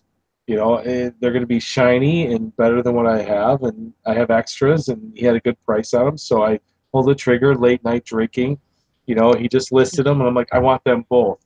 Do I need them? No. I have them. Yes. But and I do this all the time. I just buy parts, and I put the little box on top of a game, and they just sit there, and nothing's ever going to get done with them until Jim Bodini gets here. So this was like I said, April 7th of last year. Okay, we have multicolored packing peanuts. We have white, green, and pink. Oh, okay. Nice variety. Yeah. Okay. It's the Spumoni of packing peanuts. Oh, nice. All right. The pistachio is green is my favorite. I like it when it has the chocolate with it. All right. Let's see here. Let's see if these joysticks are shiny and look new, even though they're older. But whatever. Even older than when you bought them. Okay, so this looks pretty nice. Oh. Well, you're supposed to show us. No, I know. Yeah, I am impressed. It does look like a. That looks very nice. Yes. Let's go back. Nice stick. Oh, those are. You look at the tabs are nice and straight. With the proper curve. Mm-hmm. Okay, so which one is this? Nice stick. Too fast. Which joystick is this then? Is this the punch out or is this the? No, show us the bottom again. The restrictor. Show us your bottom. So that's a 8-way Nintendo joystick. Nothing special at all. That's not a punch out joystick. All right, so this is Donkey Kong then, I assume, right? No. Okay. 8-way. That's a play choice or red tent versus. Nice knob. Yeah, it's good looking knobs. But that's an 8-way Nintendo joystick. It needs a 4-way restrictor to be Donkey Kong, so that's not Donkey Kong. Yeah. This is an 8-way restrictor. Looks like it. Looks like a star there. Did you get ripped off? Are we seeing that reveal right here? Live. Live right? ripoff. Because a 4-way has a very pronounced cross pattern to it. That looked very open. You can only go up and down, left and right. Right. Restrictor. I mean, it looks like a very nice joystick, but that's an 8-way joystick. Can you go up, left, right, down, right? Let me just feel it. This is the other one. Well, you can see the restrictor when he pulls it upside down. I know. So the restrictor looks. Yeah, that's 4-way. That's a 4-way, yeah. Right? Well, but that's a worn 4-way, if it is. Yeah, that's 4-way. Yeah. The other one's 4-way too. Why were you saying that? They're both 4-way. It looked very open. Okay, well, here, let's get them next to each other. That's what she said. Woo! So I'm assuming that this one is the Donkey Kong, and then this one is the Punch Out, or am I reversing? Well, let's see it. All right, no. Put the other one down and like move the joystick. We want to see how many switches get hit when you move. Wait, well, which one? All right, we'll go this one first. This one's higher. Okay. Looks like a 4-way too. That's they're both 4-way. Yeah. So move diagonal. So if you want to go, all right. So that's 4-way. Yep. That's 4-way. Yeah. Which one's higher? Is it the Donkey Kong or the Punch Out? Flip it over. Donkey Kong should be short. This is Donkey Kong. Yeah. That should be a 4-way. The left hand, yeah. Yeah, I think they're both 4-way. Well, it's hard to see the Yeah, it's really hard to see the restrictor. It looks very open, but you got to move the stick. Can All you right, hit, here we go. can you hit the Short. corners and have it hit 2 switches? Nope. No. Nope. It looks like a really worn 4-way. Yeah, that's a very worn 4-way. Yeah. I agree. But it looks so open, almost like it has notches. Because the 8-ways are almost like clover patterned, where it's like you can see you can almost hit each corner, top left, top right, bottom left, bottom right. So I think these are both 4-way. This one would be the Donkey Kong. Yep. So you said the shorter one would be the Donkey Kong, right? Yep. Donkey Kong is a very short stick. And this is you know what I mean. This is the Punch Out. We'll put them right next to each other level. Yeah. I would use the one on our right, the viewer right for Donkey Kong. Your left. Probably. This is the Donkey Kong. That's the one. Yeah. The wig. I mean, because like you put that through a wooden control panel, even with it routed out, it's going to be very short. And Donkey Kong sticks are actually very, Well, no. very short. I bought these were advertised as Donkey Kong Punch Out. If that's Okay. Makes sense. Yeah, that's why I bought them both. They weren't like the same. Like he had both listed ones Punch Out. Short. No, I'm like, well, you know what? I want them both. Yep. Unpleasing, pleasing. And they're very, very, Right. very I sharp. should have had you move the sticks before. A good size, not 8-way. so good. Because it's really hard to tell. Oh. 'Cause I mean, looking at that bottom, that looks like a very very wide bottom, but it really matters like what the Fat bottom sticks. Yeah, right. Fat bottom sticks will be riding today. Yeah. But I am pleased with the purchase. I did not think there would be any. No, I don't even. Those are clean, dude. Those look nice. Yeah. No, Very no. Do some Nice, more. nice You know, clean knobs and sticks you got there. Yeah. You know, they're very. Let's see the shiny. paperwork to confirm it. There's no paperwork. You just assume they're clean. Good one. He got it now. Good. All right. My jokes are dry. I'm out. Yeah. You're thinking jokes. It's like, huh? Oh, that is funny. Yeah. What knockers. Oh, Thank you, Doctor. Doctor. All right. I got a rock pretty soon. It's 1. All right, let's wrap it up. What else you got in your box, Dave? I Speaking have of lots wrapping it stuff up. that hasn't been open, but Diaphragm. what else hasn't been open?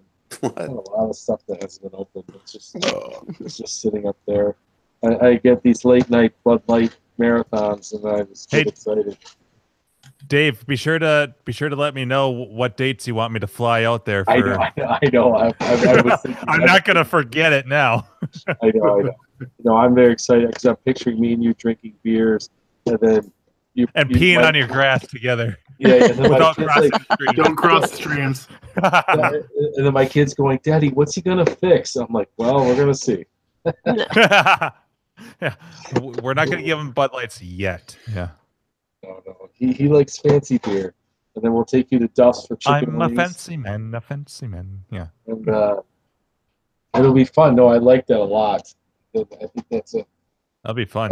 that's a good deal. Get to see your pad. Maybe cousin Brian can join us too. I know. I'm gonna say cousin Brian, or I'm gonna say Jim Bodini's in my basement. He's gonna be like, "What?" He's gonna cream his pants. Yeah, I'm like, get over here. Get over here now. Yeah, it'll be fun. How come I'm just? Are you presenting me? Why am I just looking? At Oh yeah, sorry. Just you. It's the Dave show. It was like that one night where I was like presented for like an hour. The whole show. I turn presenting on, then I forget to turn it off. It's all good. Hey, do I look better tonight? Or well, Dude, you look you look fabulous, great, dude. Dave. Yeah. You guys make me. You've been working out. You look good tonight. You know, and for those people who haven't seen, my whole body's on cloth, and it's quite a Dave, one of my favorite little moments. One of my favorite little moments was when it was after the trampoline, that whole thing, and you're just getting out of the bathroom. You still had your shirt off, and I'm like, dude, do you wax or shave your chest? Because man, you have like no chest hair, and you're like, no, I don't do anything. I'm like, yeah, well, look at this. You're like, ah. I'm like, my God. Take the sweater off. Yeah, that's exactly what you said. It was classic. Yeah, hair just does not stick to me. It does not like me. Yeah, it's not a bad thing. You Goes could off be a my porn head. star with minimal effort. Yeah. You just need a Ron Jeremy That goes for you. mustache. Oh my god. Oh. Oh no. Oh God, Mark, did you see my fat body on Clav there in that It inner was on the tube? show last week. Oh no. Yeah, it was like the one where you're in the trampoline or whatever. Yeah, I'm just That sitting out could here. have been any. I would have been right there with you, so if I was there, Oh, God, it was, I would have but gotten up to the trampoline. But I I believe had in Carrie, Steve. I had Pool Carrie and Jim saying, "Dave, don't go on that thing," and I'm like, "I don't want to go on that thing. I'm gonna get killed." I'll just swim out there. Yeah, you did it the smart way. You didn't try Yeah. to do the balance If- beam yeah. thing. Oh, I don't want to see that. Oh, the rest of Oh. us made it there just fine. Oh. He's big, he's fat, and you love him. And Harry. Ron Yeah. Jeremy. Oh. Ick. No. All right, guys, I'm out. I gotta go. All right. Night. That was Yeah, fun. Good night, folks. Ron from Toodles. Buffalo. See you guys. Some of you on Thanks for Thursday. everybody who joined us tonight. Yeah. We shutting down? Yeah, I think it's that time. It's late. Yeah, I gotta work. I do too. We all have to work. Yeah. No, we don't. Well, yeah, I guess I do. Yeah. Okay, most of us do. You gotta start polishing buttons and lubing Making joysticks. nachos. I've been nonstop. I've already spent over $5,000 in parts. Oh wow! Gotta get all your games up and running again. Rebuilding Hey, every power supply, rebuilding every monitor. What's like the biggest surprise? Like you thought this game was gonna be a lot. Like, oh my God, I thought this was good when I bought it, and you haven't touched it in a while. Well, almost all my machines have been sitting for years in a barn. But is there something that like I thought this was going to be the easy one, and like you got to be fucking kidding me? All this stuff's wrong.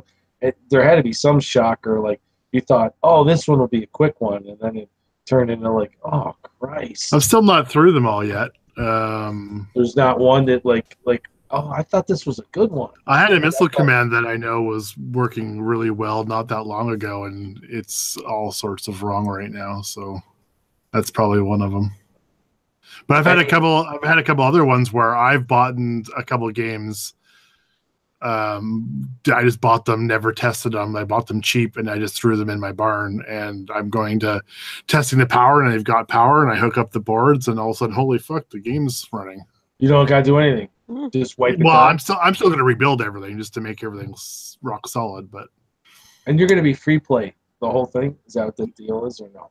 yeah, the pinball will probably be set to quarters. Yeah, of course. And yeah. then it'd be hourly rate or daily rate, yeah. But pinball will just be a quarter. Yeah, so you're making money at least off the pinballs because that's I'm actually partnering with another guy who has like 75 pinball machines. You're saying okay. So my pinballs are going to stay home. Yeah. Well, what's the rarest game you think you'll put on the floor? That like okay, I'll throw this out there. Is or not really? Is there anything that you like? Like, well, what's the craziest thing? Like, well, if you come to here, you're going to see this. I will. Well, I have a Satan's Hollow that's going to go out there. That picture I showed earlier was mine, and it was only Gak were still here. It was standing beside my turkey shoot. So turkey shoot's a pretty rare one. I will put that's turkey. cool. Yeah. I'll put turkey shoot out there, but I still need to get the gun fixed. Half the plastic's broken on one side, and I want to get that fixed before I put it out.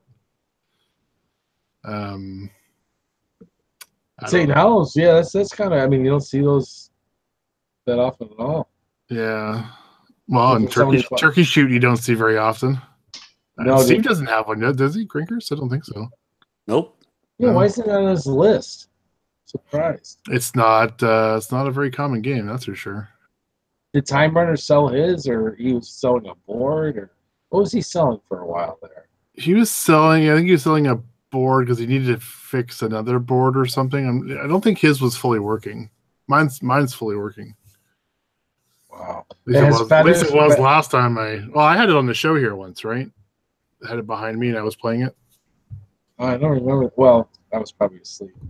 Yeah, well, it was a while ago. But it has it's a video game and it has like something with the feathers that are coming up. Like you shoot the gun and you kill turkeys, and then once you clear the level, between levels, it fires a relay off that turns a fan on that blows feathers that's between 2 panes of glass, and the feathers and then they fall down. That's awesome. Kind of like a screen swipe, right? But it's just a bunch of feathers that get blown up. Who made so that fun. game? Is that a normal company or is It's Williams? Oh, that was a Williams. Yeah, 1984 Williams. Yeah. Oh shit. Yeah. They're bank robbing turkeys. Like how awesome is that? It's fun. It's campy and it's fun. It's campy, yeah. I would love a turkey shoot for like $600. That's got to be super rare. What's the value of? I can't. Somebody had one. I restored one they were selling. They go for quite a bit. Yeah. And the feathers that pop up are the best. I only got mine for 700, Gary. Yeah. 700 Canadian. Dylan, Tron guy on Clav, was sold one for if only Gak were here, he sold one for a while, not that long ago. And yeah, I played his turkey shoot, and yeah, it's a lot of fun, but it's, to me, I can't wait to build a cabinet and get my Inferno up and running. Oh, right. That by Vancouver hashtag by Nat 2019. We'll see. Yeah. Oh yeah. I have lots of stuff. I got lots of projects besides the ones I'm putting in. So. I don't give a shit. You got an Inferno board. That's my grail. You found one, so fucking make it happen by the time I get there. One box was literally. One box was Satan's Hollow, Robotron, Stargate, Discipron, Inferno. That was one box. Yeah. It was crazy. So there you go. So you have over a year. Yeah, I do. You got this. I got this. Just have to search other parts. Yeah, the stick one's kind of tricky. I'll start researching and see what I can find. Let's put the words out, the feelers out there, I guess. So I guess we're still live. We should, I guess. Andrew should. Andrew probably thought we were done. He probably did. Yeah. All right. Well, we'll thank everybody for joining us. Thank you to all of the fine folks in the IRC chat. It's a little slower tonight. We didn't have a full group tonight, but lots of arcade talk. Yep. Yeah. Lots of arcade talk. And pin talk. Right? Yeah. No, it was good.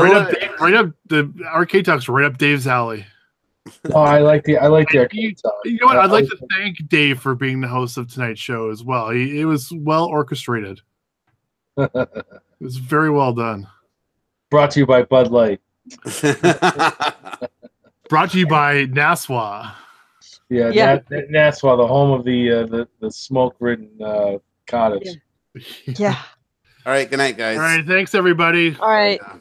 See you next time. Yeah. Thanks for joining us. Night.